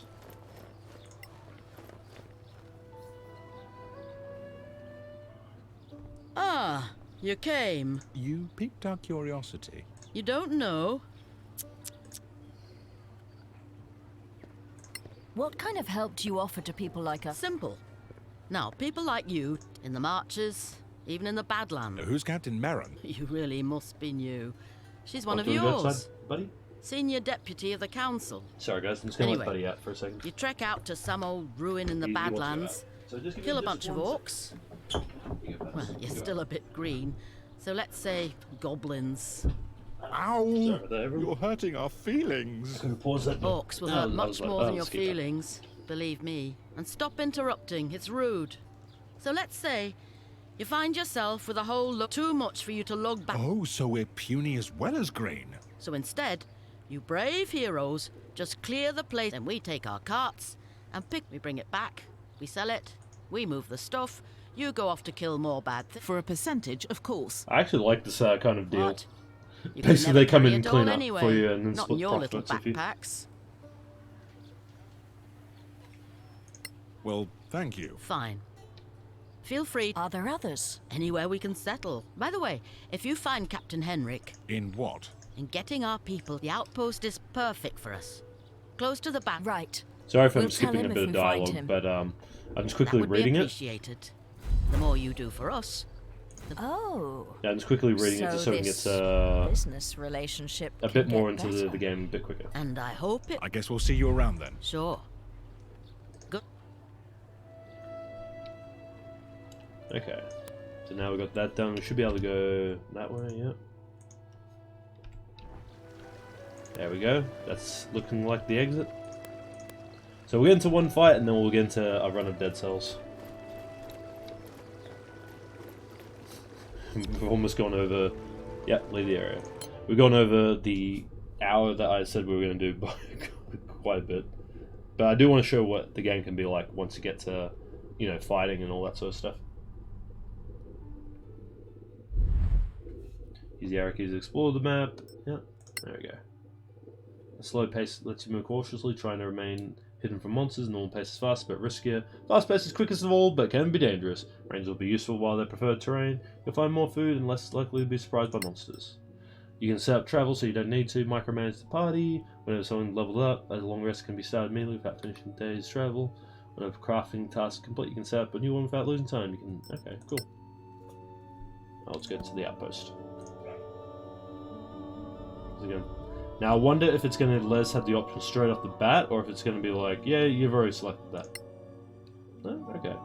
3 days. Let's see, the fastest gets us there in 2. The slog is that much. Alright. Let's check this. Interrupt when long rest can be completed. That one can level up. Yeah, yes please. Okay. Cast Goodberry when long rest. Cast Create Food. So basically these two spells are to basically get food. And they're basically burning spells at the end of the day. We'll go for normal. There we go. Travel routine. Your heroes normally plan this travel so they can always fit and ready. Routine requires them to travel no more than 8 hours a day and leave enough time to eat and sleep. And for other activities, crafting, playing games, and playing instrument and praying. Sometimes the normal routine will be interrupted and your heroes will need to travel while they should be resting. This will add to fatigue and may lead to exhaustion. Adventurers know how to push themselves temporarily and then return to the normal routine. Limiting camping activities to get more rest so fatigue is reduced. Okay, so they find stuff as they go. Grind does push-ups and squats. Takes short time alone to think. Okay, we've got bandits. So, 3 medium humanoids and highwaymen. Surprise, so we're all... yeah. Jody is surprised and will not act during the first round. If you're surprised, you just don't get a turn at the first. In Pathfinder, that you can lose your armor class and stuff like that. So this is a 4-on-4 fight. Let's see what happens.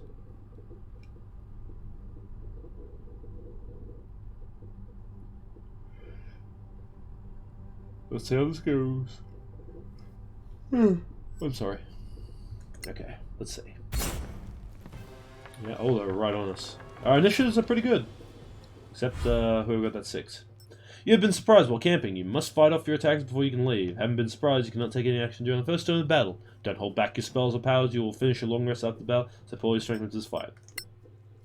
This lets your character wait for specific condition...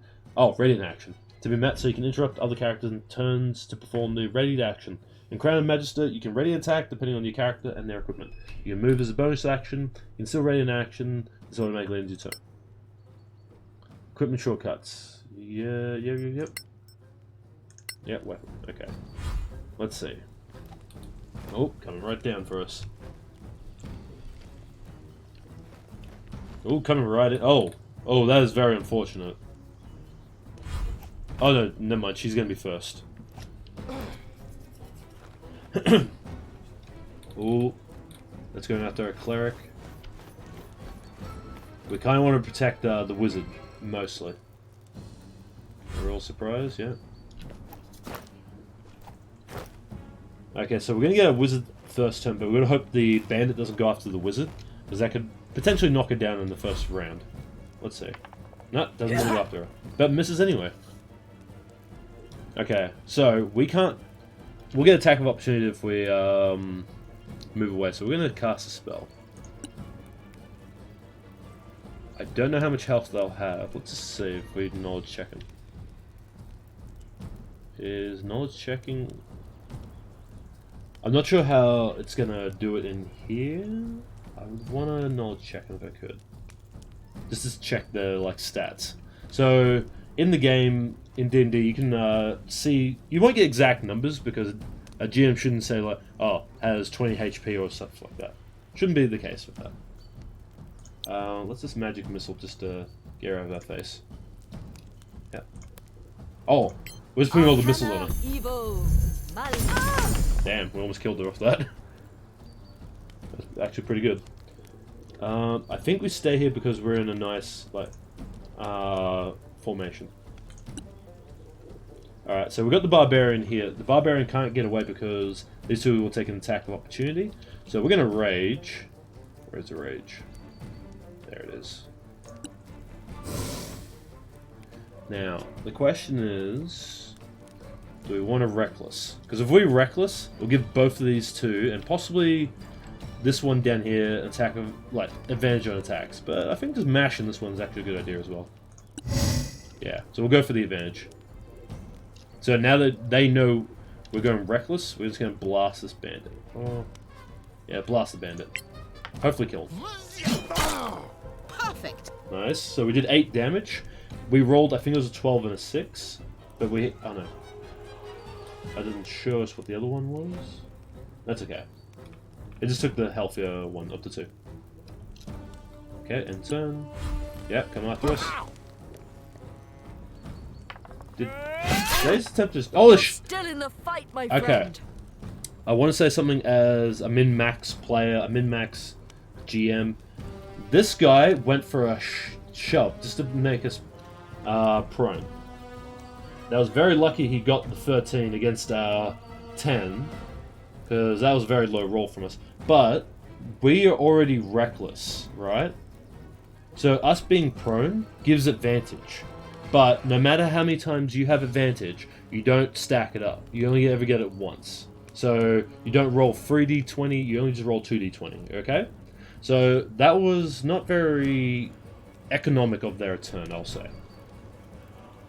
But anyway, let's just blast him.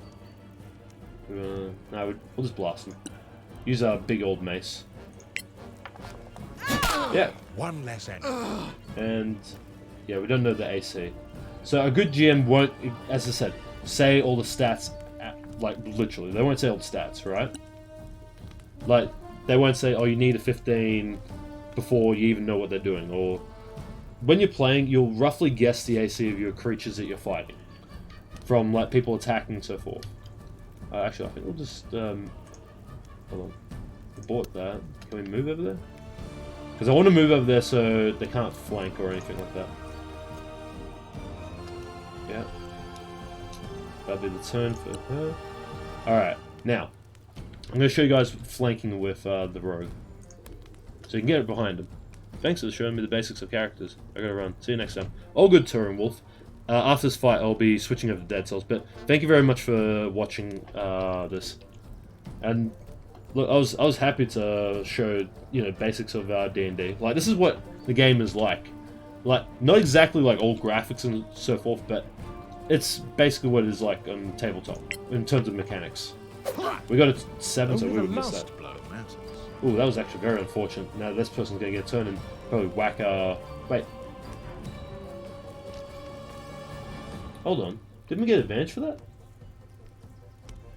Hold on. We didn't get advantage for that. And we got him flanked. I know the wizard's got a melee weapon. Should be able to still pose that. Okay. That was unfortunate. Very unfortunate there. Yep. Oh! Ouch. That was a really bad hit against our wizard. That's what I was worried about in the very first instance. Now, she can't really get away, but we're gonna... this person should be dead. I don't want to burn a spell on her. Oh, actually, hold on. We can just use one missile on her. Yeah, there we go. Let's use one missile on her, and use missiles on her. Arcana Evo. There we go, dead. Good, we rolled high enough to kill her as well. We're going to move a little bit behind our 2 frontliners, because the wizard does not have very much HP. In fact, we'll get up higher as well. Actually, real high. Yeah, there we go. Normally in D&D, height doesn't give more damage, normally. Oh, we just get up, normally. Oh, for half a movement. That's fine. That's normal in D&D. Ooh, do I want to move over there? Wait. Okay, so it's doing something a bit different than what D&D 5e does. So, in D&D 5e, you can run around someone's threatened zone and not provoke. Oh, is that because he's got a reach? Hold on, does this person have a reach weapon? No. Oh, okay, it's a big sword, I guess. Oh, that's what's provoking. It's not this one, it's that one. Okay, well, we're gonna take the provoke. Yeah, we'll take the provoke. Yeah, missed it. And now we should have flanking here.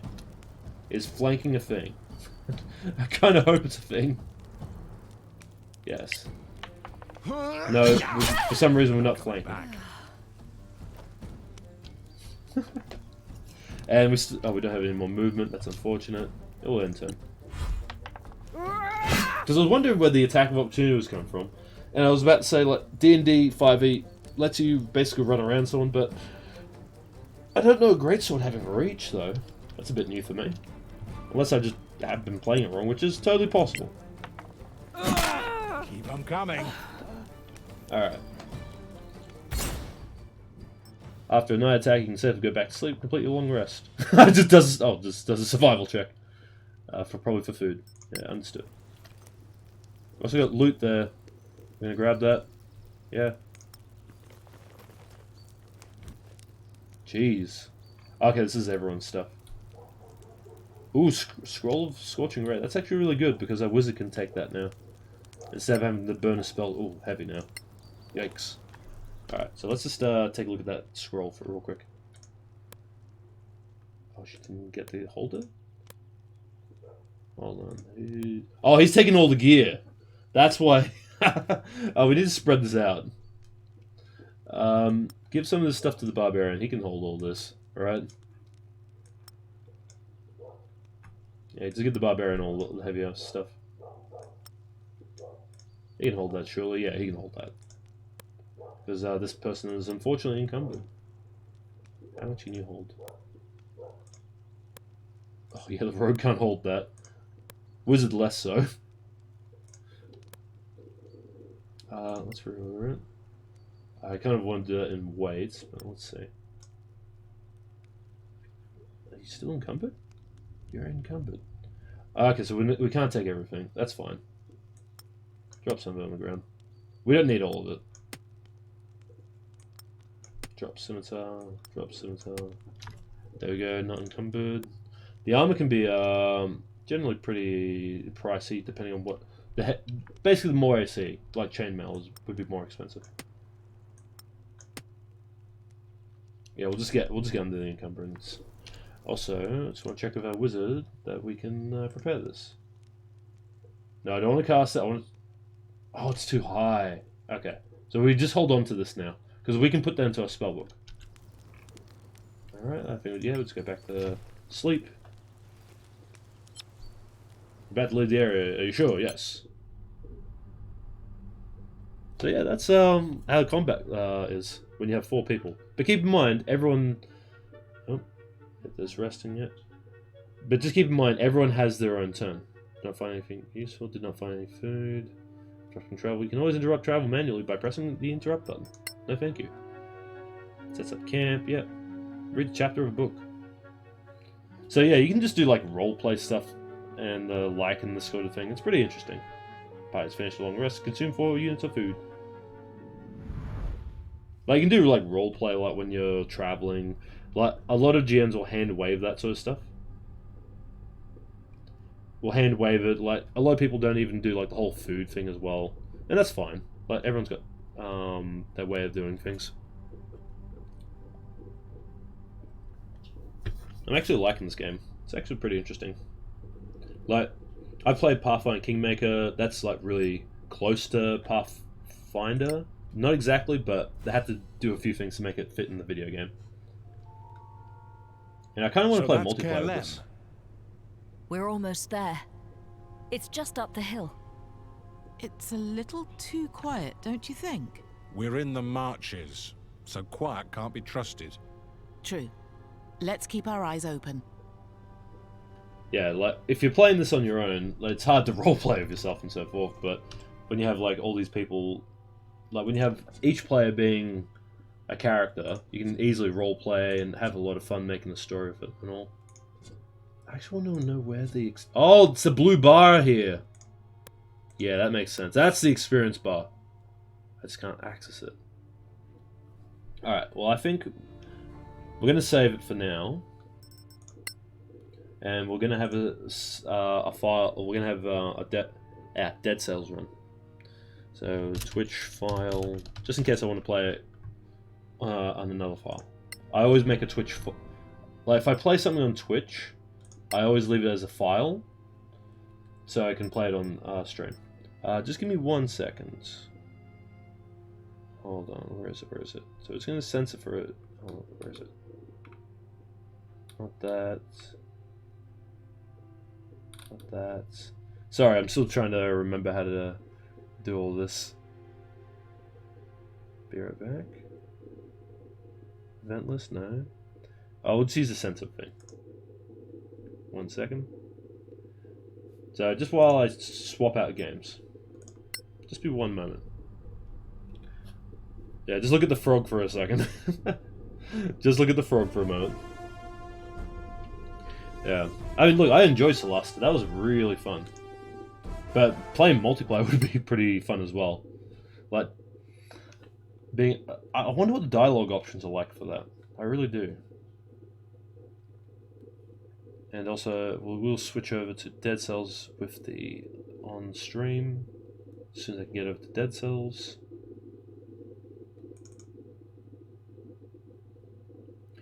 I think one game I'm really looking forward to is going to be Baldur's Gate, because I don't know how close it's going to follow the D&D system. Solasta has done a very good job of following it, I think.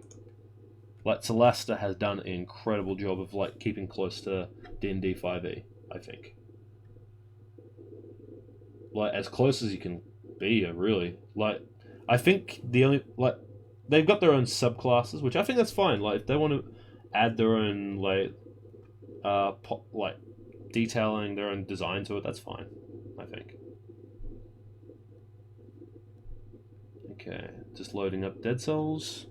We'll be into that in just a second, and then I'll get the sensor off, and then I will have us on to Dead Cells. Actually, I can probably do it right now while this is loading.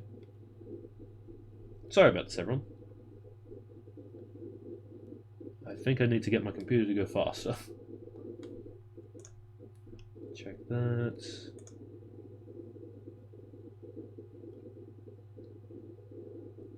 Also, we'll only be in for one run today, because after the stream today, I do have to do a Divinity game with some of my friends.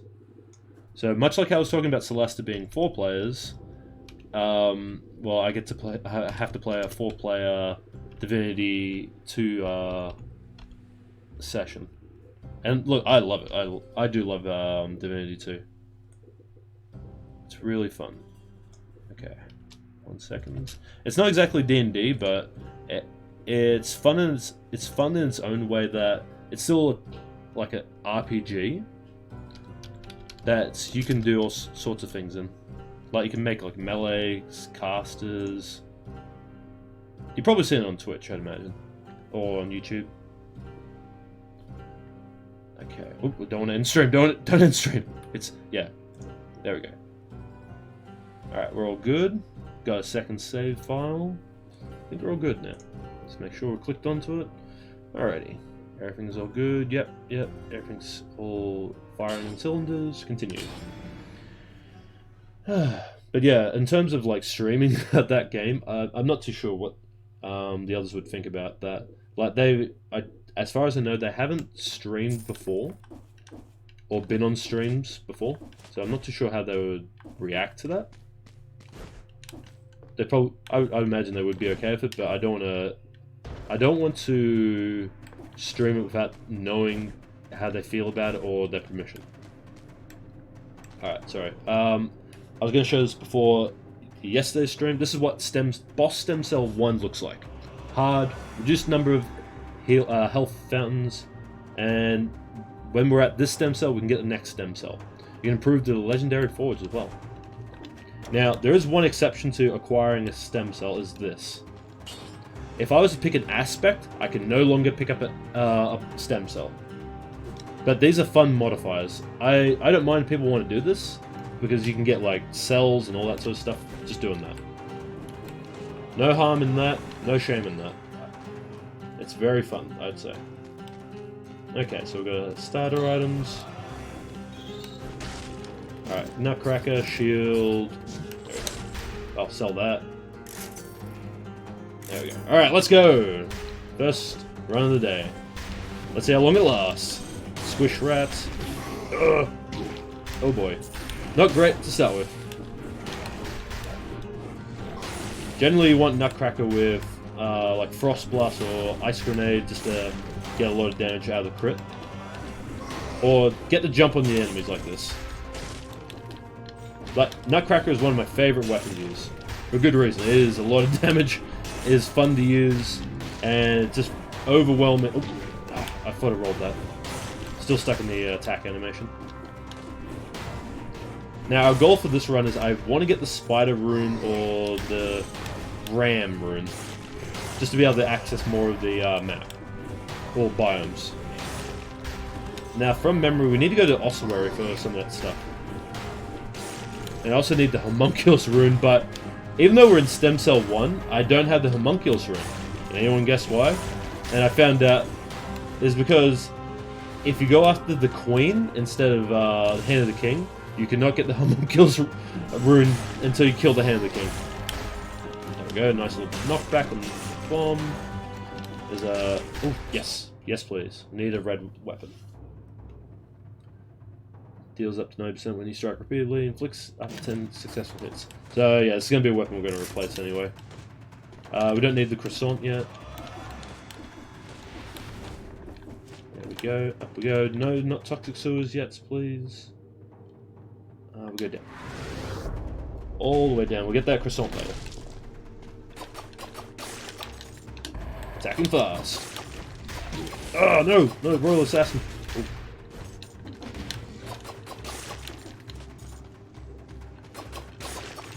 Nice, nice.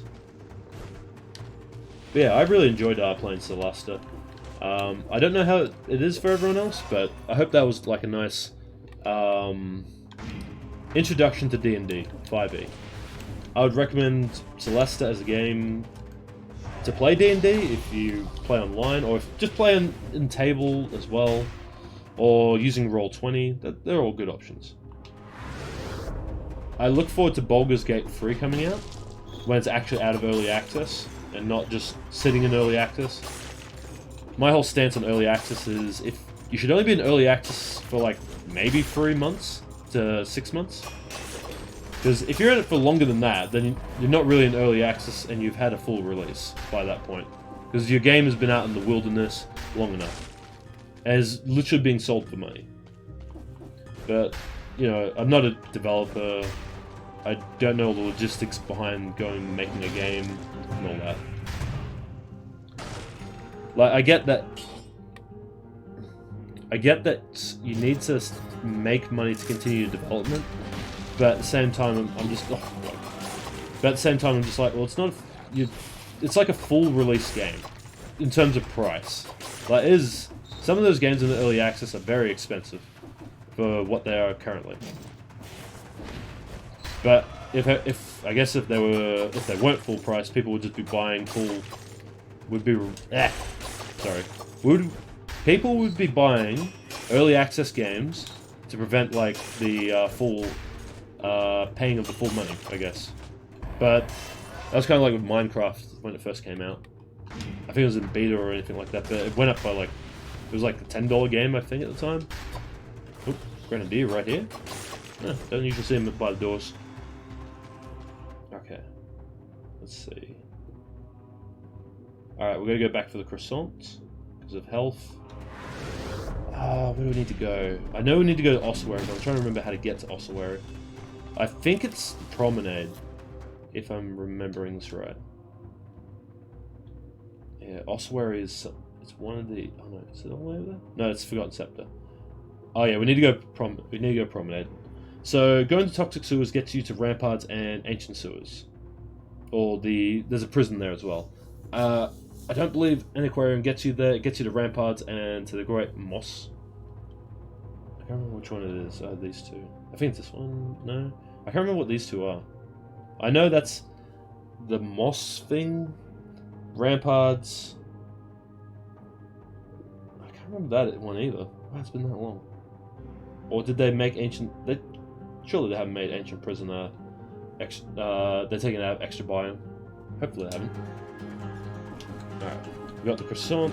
Wait, did we get the croissant? Huh. How low were we in HP? Yeah, we'll go to promenade.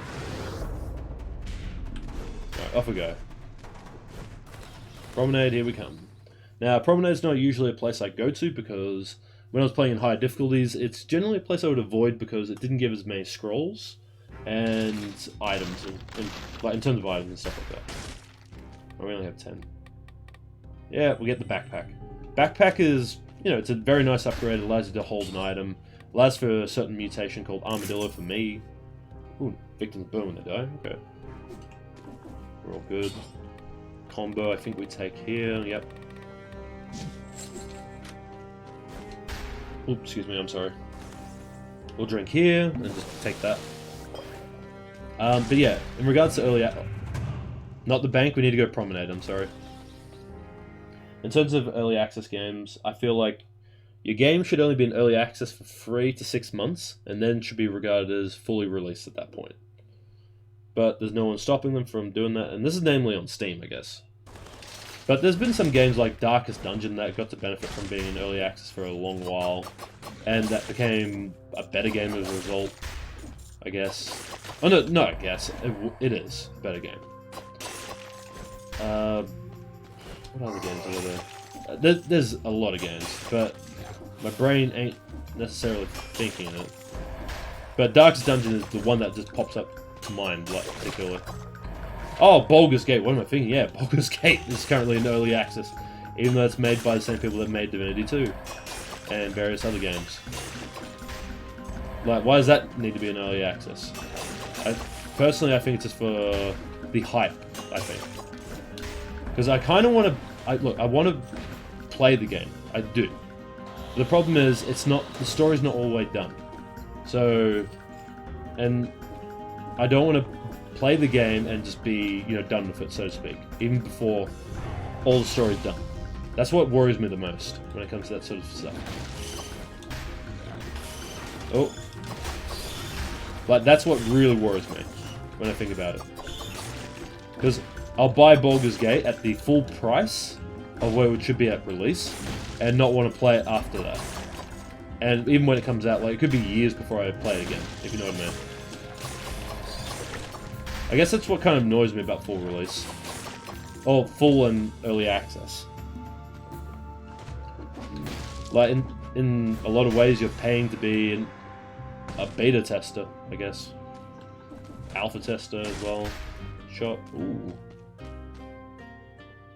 I actually want to take him here. I know it's like spending $2 grand, but now we've got a pet. Come on, let's go. We've got a place to be.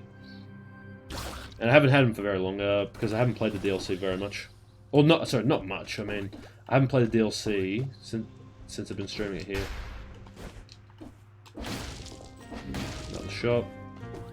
Fun fact. These guys, these shopkeepers, you can tell... Like, if I couldn't see those items, I could still tell you what kind of items they were, because the shopkeeper here has a shovel. And his compadre, I believe, will probably have something like a pick or something like that. Let's go back to him and check him. Oh, it's above the traps. Oh, I can't go there. Oh, there's no... I don't want to go back for the traps. I'm sorry, guys. Just said that, I'm not going to go back to it. Oh, sorry about that, guys. Oh! Literally rolled right into that. We need spider climb boots to get to that key, to get the explosive crossbow. There we go. Got a scroll. You'll get the green. Alright, let's get a pet to go after this guy. Get him. Get him! Get him! Evolve! I need a certain amount of kills. I don't know what the number is yet. Shield boys around here somewhere. Get him. Get him. No, not that one. No. Yeah, there you go. Alright, now let's get the zombie over here. Come on. There we go. So he'll evolve at some point when he gets kills. Now, that thing that was up there, the rose key, is required to get this blueprint and that money. Once you unlock the doors, you have it permanently unlocked. But you need that rune first. Alright, off we go. Also, I do have to keep an eye on the time. I'm probably looking... maybe not very much time left, actually. We played... we were in Solasta too long. Okay, here you go. Here's a weapon shopkeeper, because he's got a spear. And his roof is a shield.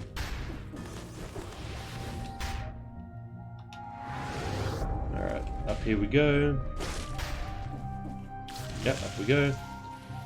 I think before we end the run tonight, I at least want to get the spider rune to be able to climb up these walls. Or the ram rune to hit those things. Just checking up there. I'll break these. Or I could have taken the dagger as well, now that I think about it. But, parry, I guess. Oof. Oh, that was very lucky I didn't take spike damage there. Got a lot of hang time off my sword there. Put in green.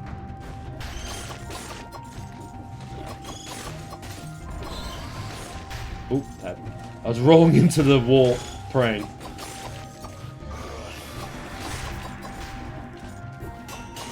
Nice. Get rid of that.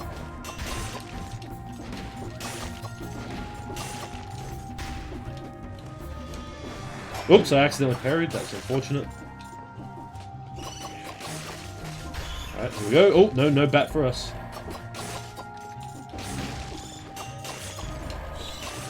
Oh boy. Okay. Yeah, a pet got him, nice. I've seen a whole, like, pet build. I've had, like, a crossbow in other save files, and just had, like, all pets, pretty much, in one file. Well, not one file, in one run. Which was really fun. And this is the first time having Leg Hugger, and he's good. He's purple as well, so you can definitely have him for a pet build with range.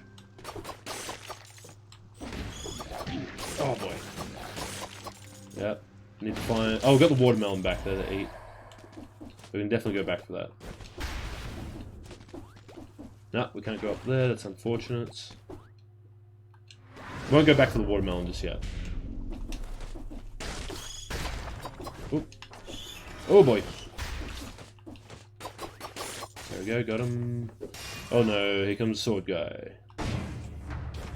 Oh no, just kill him. Don't worry about the shield boy, just kill him.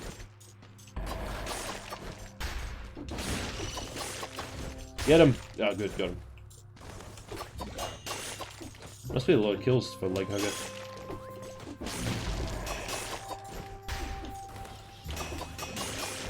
Nice, nice. That was really good. I think we timed a crit there.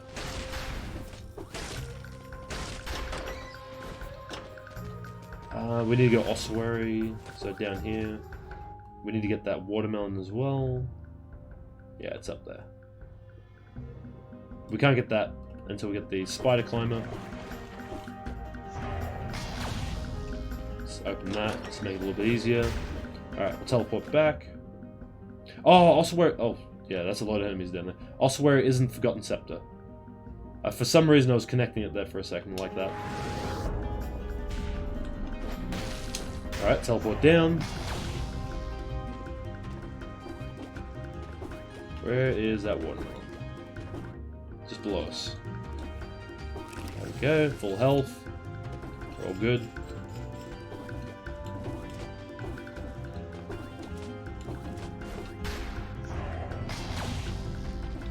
Sorry, a little yawn.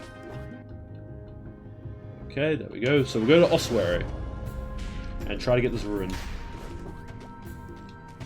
Ossuary, I think it's like a lab sort of area. It's really red from memory. And my memory ain't that great. Yeah, it's red. So we're going to encounter like oozes here that have spears for some reason. Well, not some reason, but they're just like scientific things. There won't be any Quakers here from memory. Yeah, we'll upgrade it. Biters, oh, that's nice. I don't mind the biters. Yeah, we'll get some vengeance, so we take less damage. Don't even need that. I wish that was a health recharge, so it could be $3,000 we can get. One of the worst places on the island, and one of the safest, depending on who you ask.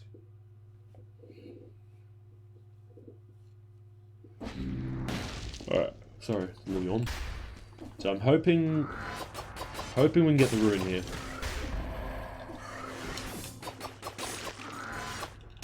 Nope.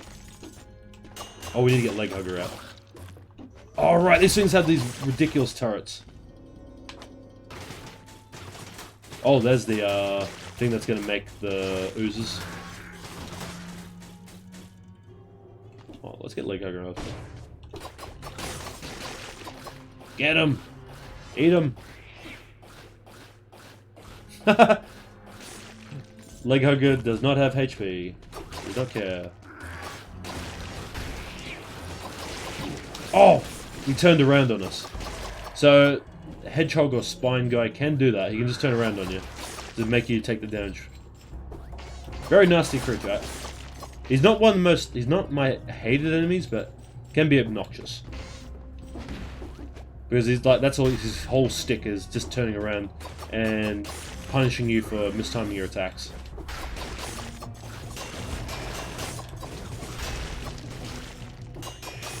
There we go.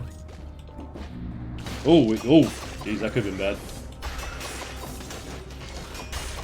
Yep, we just deflected the shot back at him.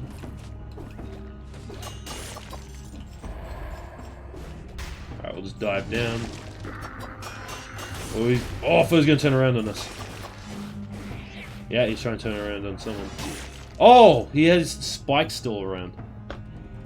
I thought because he had his back against the wall, like the background, I thought it was enough to attack him. But that was not the case. Do I want to go up there? No, not yet. We'll go down here.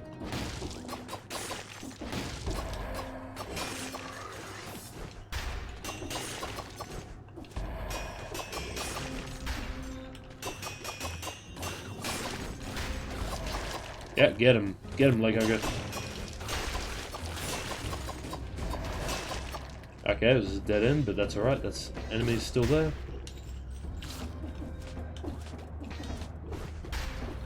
Alright, let's go up. Oh, chest, nice. What's in there? Firebrand, no thank you. Break through, up we go, because we've got a shield, we have Leg Hugger, we have a trap, we have a scimitar. I think we're all pretty good so far. No, we're all good. Get rid of this thing, I hate this thing. Yeah, focus on the fountain because that makes more of these guys. Yeah, just focus on that because that spawns them in. Don't try to get the ads, just try to get the thing that's making the ads.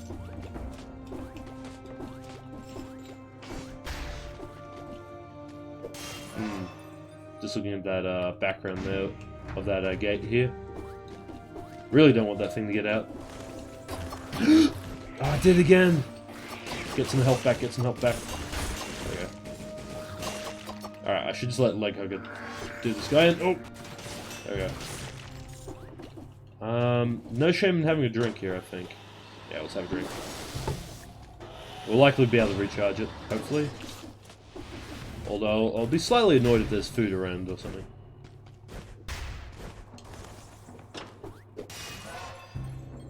Alright, into the purple. Oh, here's the elite. Here's an elite fight. Oh, it's an armadillo! No! Yeah, I'm just letting my guys do the work. Sorry guys, it's an armadillo. It's got lasers for the walls as well.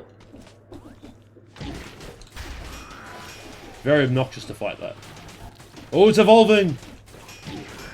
Took all that unnecessary damage. He's pretty angry. There we go, got him. I never want to have to fight elite armadillos. No, we don't want that. Poison has no effect on us, but we're losing our red, which is currently a damage source. Oh, that is a oh, here's our place where we need to be.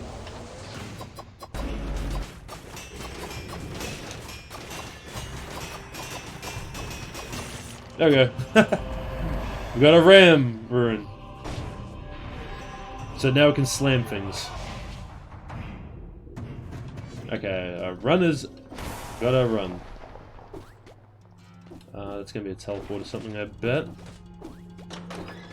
Oh, door's just open, okay. Oh, this is... okay. Can't really go anywhere here. Okay, so the teleportation one... well, we should be able to get that when we slam stuff now. Oh, we should have just teleport. Yeah, we'll teleport. But yeah, I'm happy we got the rune now, because now we can get to certain areas that we otherwise couldn't. Now it's not what the I want the spider rune now. Just want me a spider rune. Oh, that's in Forgotten Sanctuary. Can we even get there in one run, I think? Oh, sorry, I'm trying to think if we can get there in one run. Food shop, nice.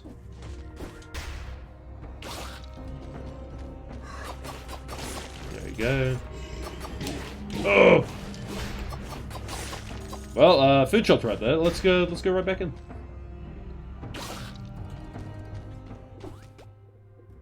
Actually, no. Okay, so my reason for that is we can probably buy the croissant later, and it'll be alright.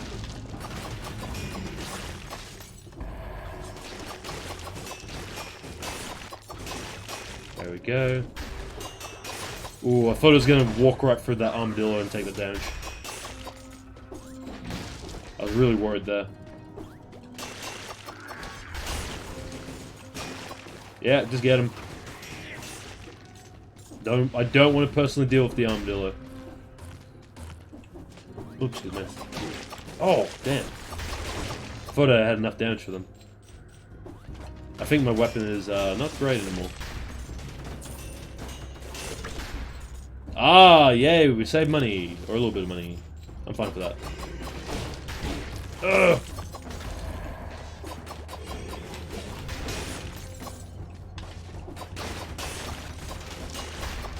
Get him.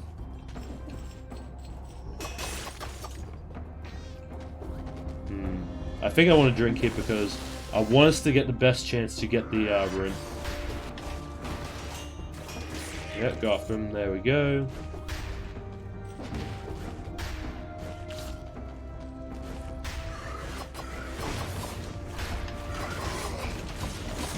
Oh man, that was a low down. Oh,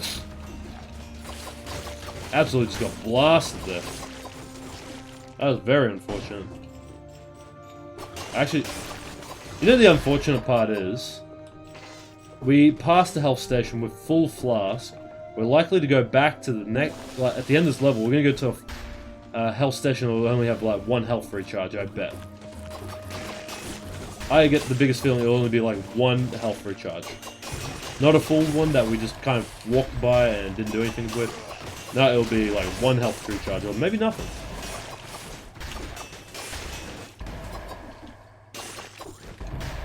So, yeah, we're getting a bit of bad luck. Oh, right.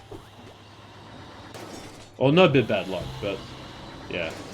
Would be nice to go back to that full health station healing fountain.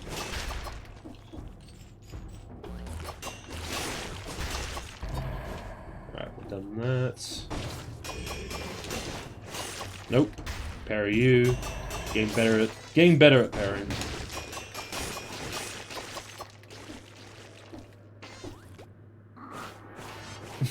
Ah! He turned around. I was gonna try to parry him, but I got impatient.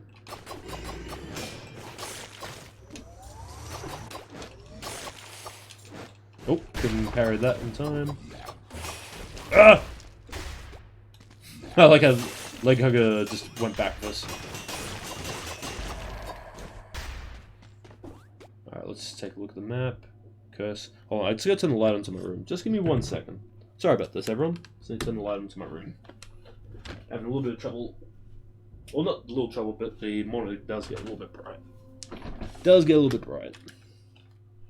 Okay, so let's take a look at the map. There's a cursed chest. I don't want to take the cursed chest because I want to give us the best opportunity to get the spider rune. So this run isn't necessarily to get to the end of Stem Cell 1.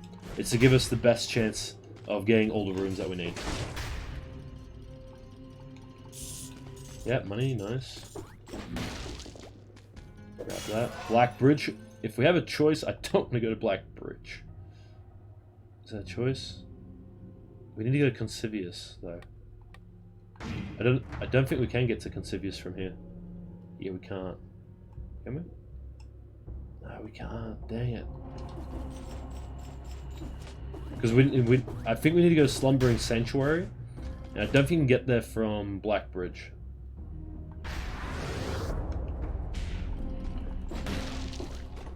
Grab that. Put in the red. Oh, what's that? Lightning Bolt. Unlimited power. As the description of the weapon literally says. I want to jump off walls already.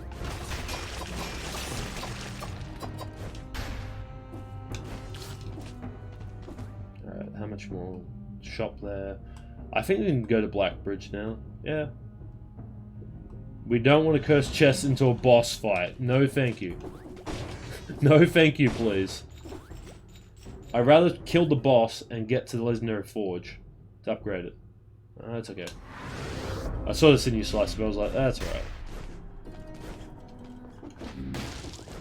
Yeah, I have to go to Black Bridge. Alright.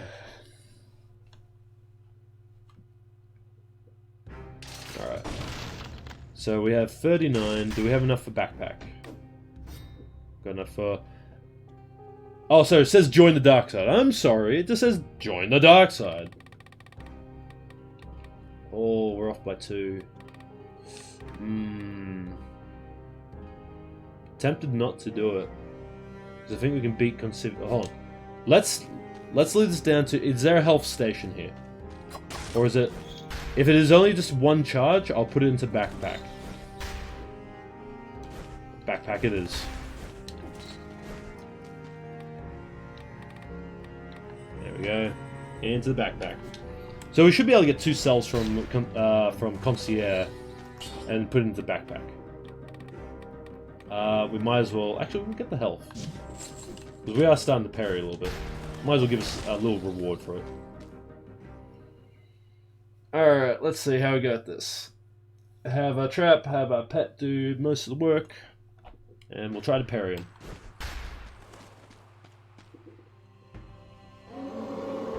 Bring it, Concierge! Oh, he's already gone for his shield.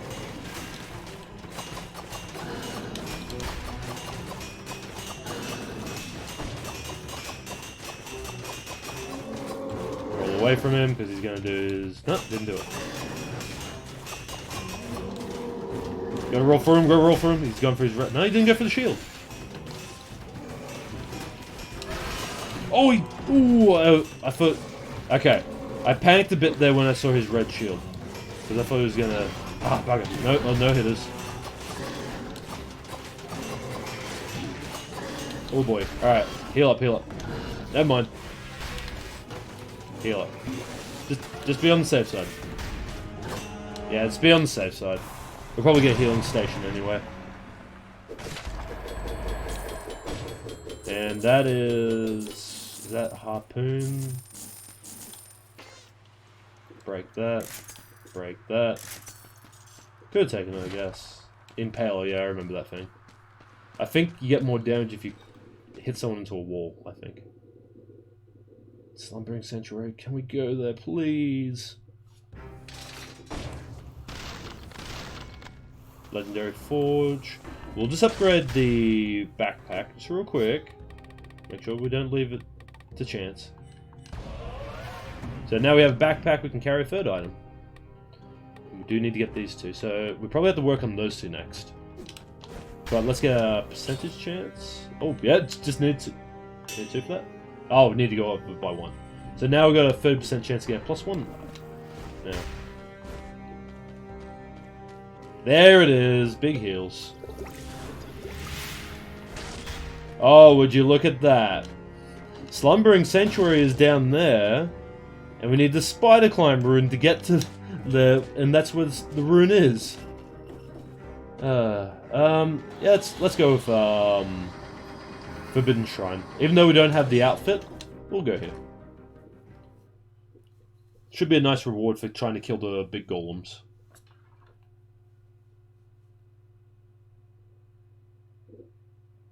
Have a bit of water. Alright, let's go. One of the most dangerous, in my opinion, one of the dangerous places in this game. Because of the nature of the place. Avoid the traps! Oh, I tried to block it. I wanted to be all cool and like, just to block it. And send it back to him.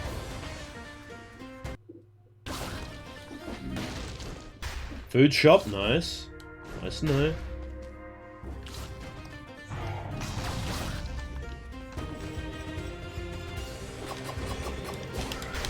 Oh, bugger. I thought I could get to him before he'd do his attack. But I think because I climbed up, he saw me in that split second. He saw me in that split second. I think we'll drink here.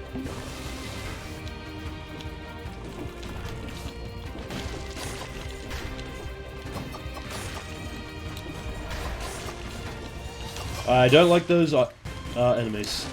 The turrets. I'm not a fan of them. Because area effect. Sure. Let's go for it. I haven't taken a curse in a while. Now, today is only 1 run, so if we die, that's it. And we did go a little bit over time, I'll be honest, with the Solasta. So, this might be a convenient way for me to finish the stream, but look, generally with curses you do take them in higher difficulties. Oh. Come on, get him! Oh. I was like, get him, leg hugger, but then I realized I'm on a different area.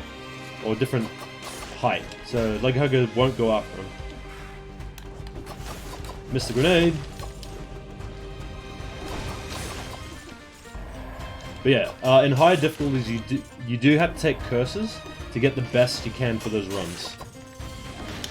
And since I did mention we were trying to get these runs to get the runes. Ooh, bird was right there. We've already done what we can for this run, in my opinion. It is a success, I will say. So we have succeeded, so to speak. But we can still keep going. No, we're all good. I like our current leg hugger. Oh, there's 2 of them. Oh, that Naga's gonna see us. Got it! We're all good. No longer cursed.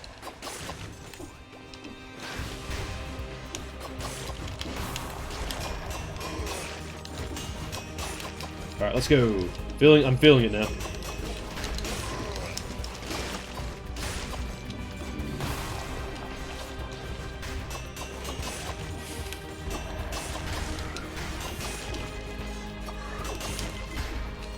Alright, let's see how this goes. Oh, bird.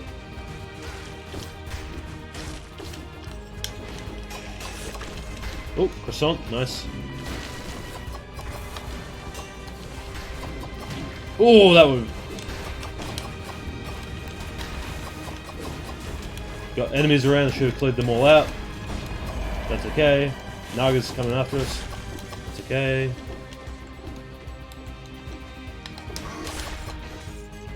Let's see what's in the vaults. Generally pretty good stuff. Money, yep. A, Legendary Firebrand. Legendary Ice Grenade. I think we're gonna take the legendary ice grenade. Yeah. Over there, yeah, over that. It's not the damage, we're after literally every other effect to that. It's like a crowd control item. And it is red, but as I said, the damage isn't what the big thing about it. It's all those neat little effects we'll get with it.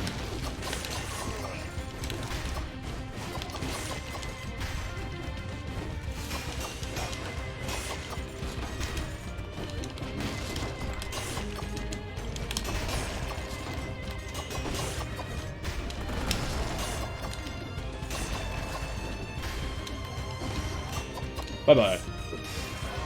There we go. Alright, got a scroll, nice.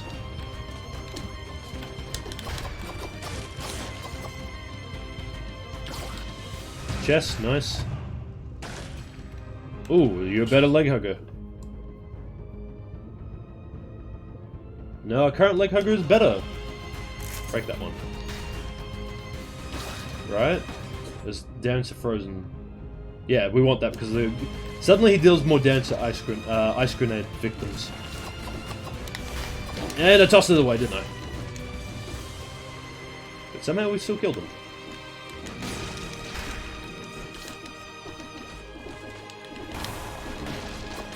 That's how we got to that guy, but how do we get out? Oh, roll. Very thankful for that. Oh, whoops, arrow got us. Alright, we have to heal here. There we go. Don't touch that, because that has the log. Oh, don't just jump like that. We don't know where we'll end up, and we could take unnecessary damage for that. Oh, I parried too early. Up we go.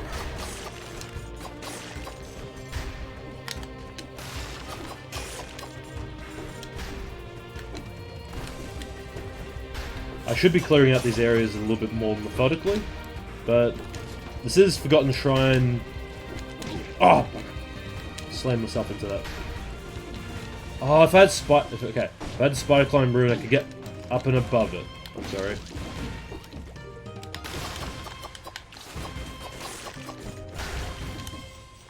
Yeah, I could run up that as well. This is why I really want that rune back. And I say back, but in this fresh save, we never had it. Oh boy, that ain't good. Alright, one more drink. Bye-bye. Alright. Oh, I have no idea where we're going after that. Have to go down.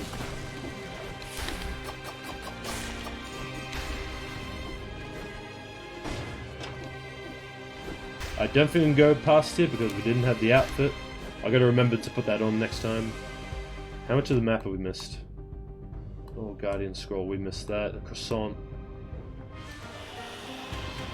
Oh, we missed a fair bit. What's the next area? Clock Tower. There's no... Oh, the teleporter's outside. Oh, that's alright. We'll take the teleporter over to the Guardian Scroll and just take a little more of a look around. Because we haven't even triggered the Explorer rune yet. Because we haven't looked around enough.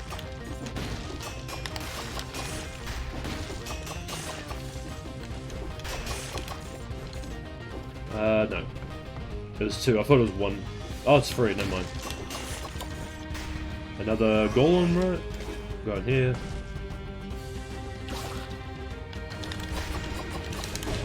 Oh, I did too early again. I gotta remember that.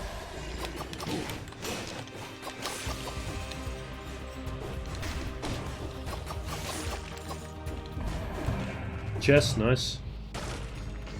Tonic. Ooh, no, we don't take it. Even though it's a pretty good item, I'd rather have Leg Hugger and the legendary Ice Grenade. Because the Ice Grenade gives us crowd control in some way, and the Leg Hugger gives us some damage, some utility damage, like against birds and all that, which is pretty important. And also bleeding as well. Oh, let's see what else is ahead. Go up high, get the croissant. Yeah. Oh, I didn't realize how low health we were. Yeah, we need that croissant now. There it is. The croissant, 15%. I'll take that. Alright. What else is up here?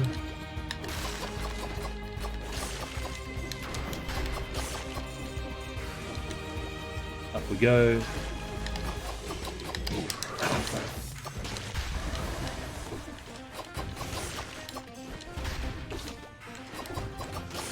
There we go. Oh, roll that.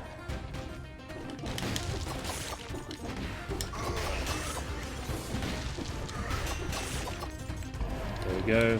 Roll through here. Oh, no, not that one, not that one. Ooh, that could have been bad. Right, how do we get... Oh, right, we just get this way to get some. I was a little bit worried about that bird hitting us there for a second. Alright, roll through. Oh, I was thinking Leg Hugger was going to get that. Alright, ooh, scroll up here, some enemies, anything where else? Wait. What's that area over there? I'm going to check that out.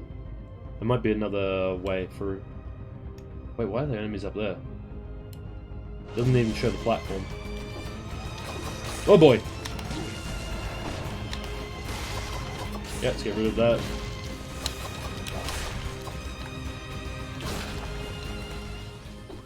Alright, we're all good.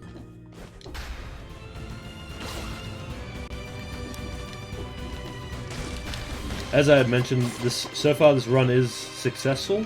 We have gotten the rune, so we have made some progress. So even if we die here before we get these lovely rune or cells back, it's still, I still count this as a successful run. Let's see. I'm just thinking what this room is going to be. I'm curious. I want to find out what it is.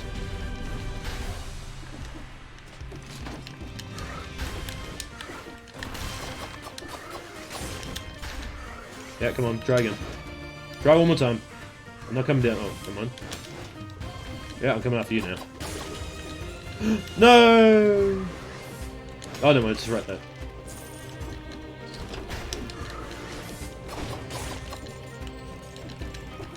Oh, that was a little bit of a race. Block the... Oh, boy. Oh, that's what it is. Oh, it's an area effect. Oops. Never mind, we got him. Alright, what's in here? Money, money, money. Yes. Can we get a better weapon, please? A better shield? Okay. Quadril 5. Yep.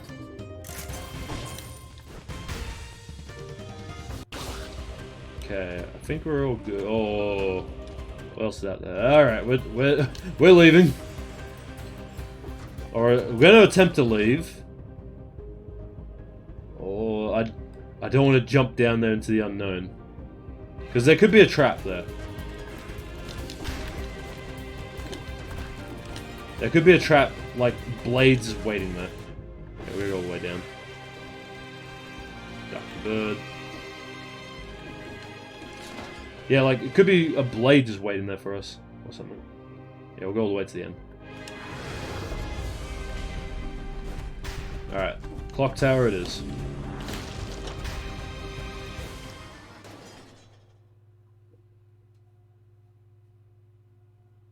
Alrighty. Got cells here. Yep, we'll give them... let's see. I wouldn't mind the rapier, but that's 150, 100. I do want to get weapons that, one, I either like, or two, I know... Well, weapons I like that I'm comfortable with, basically. We already got the cultist outfit for next time.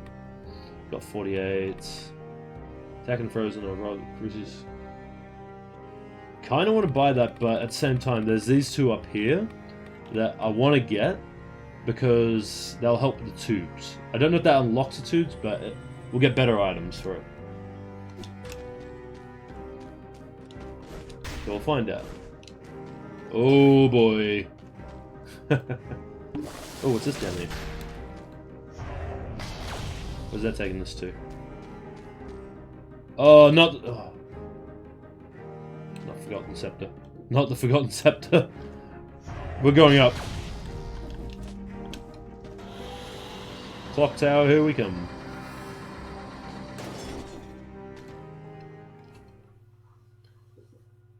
Alright, so we're going to get through this without a healing potion. Look, it is very doable. On higher difficulties, you have to take a full... Like, you basically have 5 or 7 healing pots. Oh no, you've got 4, yeah. You'd have 6 healing pots. Oh, actually, no, you could have 7 because of the other area. No senior slicer. So you have to get through this whole game with 7 pots, essentially. Or healing flasks. To the very end.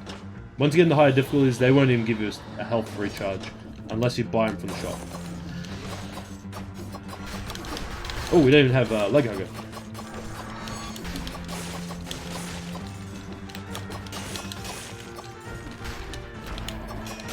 There we go. So that's why food is very important to pick up as you fight, or as you progress, and not take damage if you can help it. Oh man, I know I keep saying this and it's going to be a common phrase, but I really miss the rune for climbing on walls.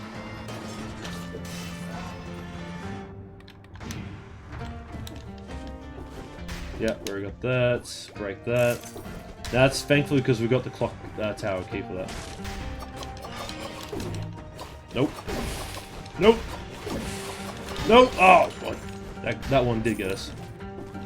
He's got hands. Oh, I didn't deflect the bomb. Oh, it didn't deflect again. I didn't deflect the bomb.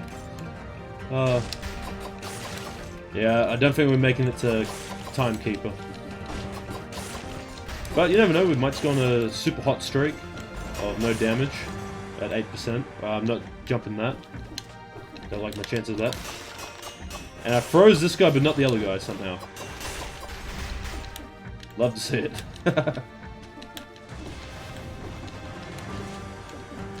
Ooh, cells, nice. Take them. Oh, wow! I didn't mean to block his bomb into the invisible guy there. That was hilarious.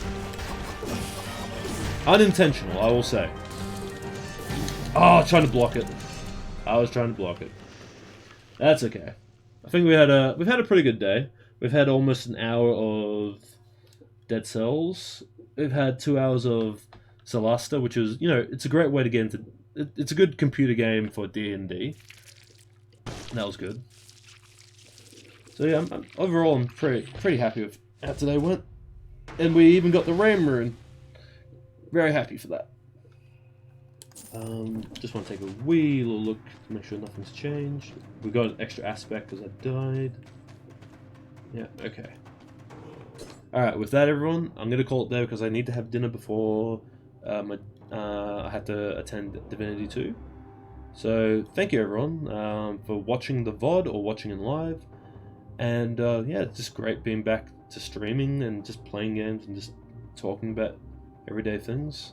So yeah, with that everyone, thank you very much for watching, wherever you are, wherever you may be, whether it's you're having a good morning, good afternoon, or a good night. Everyone have a good one.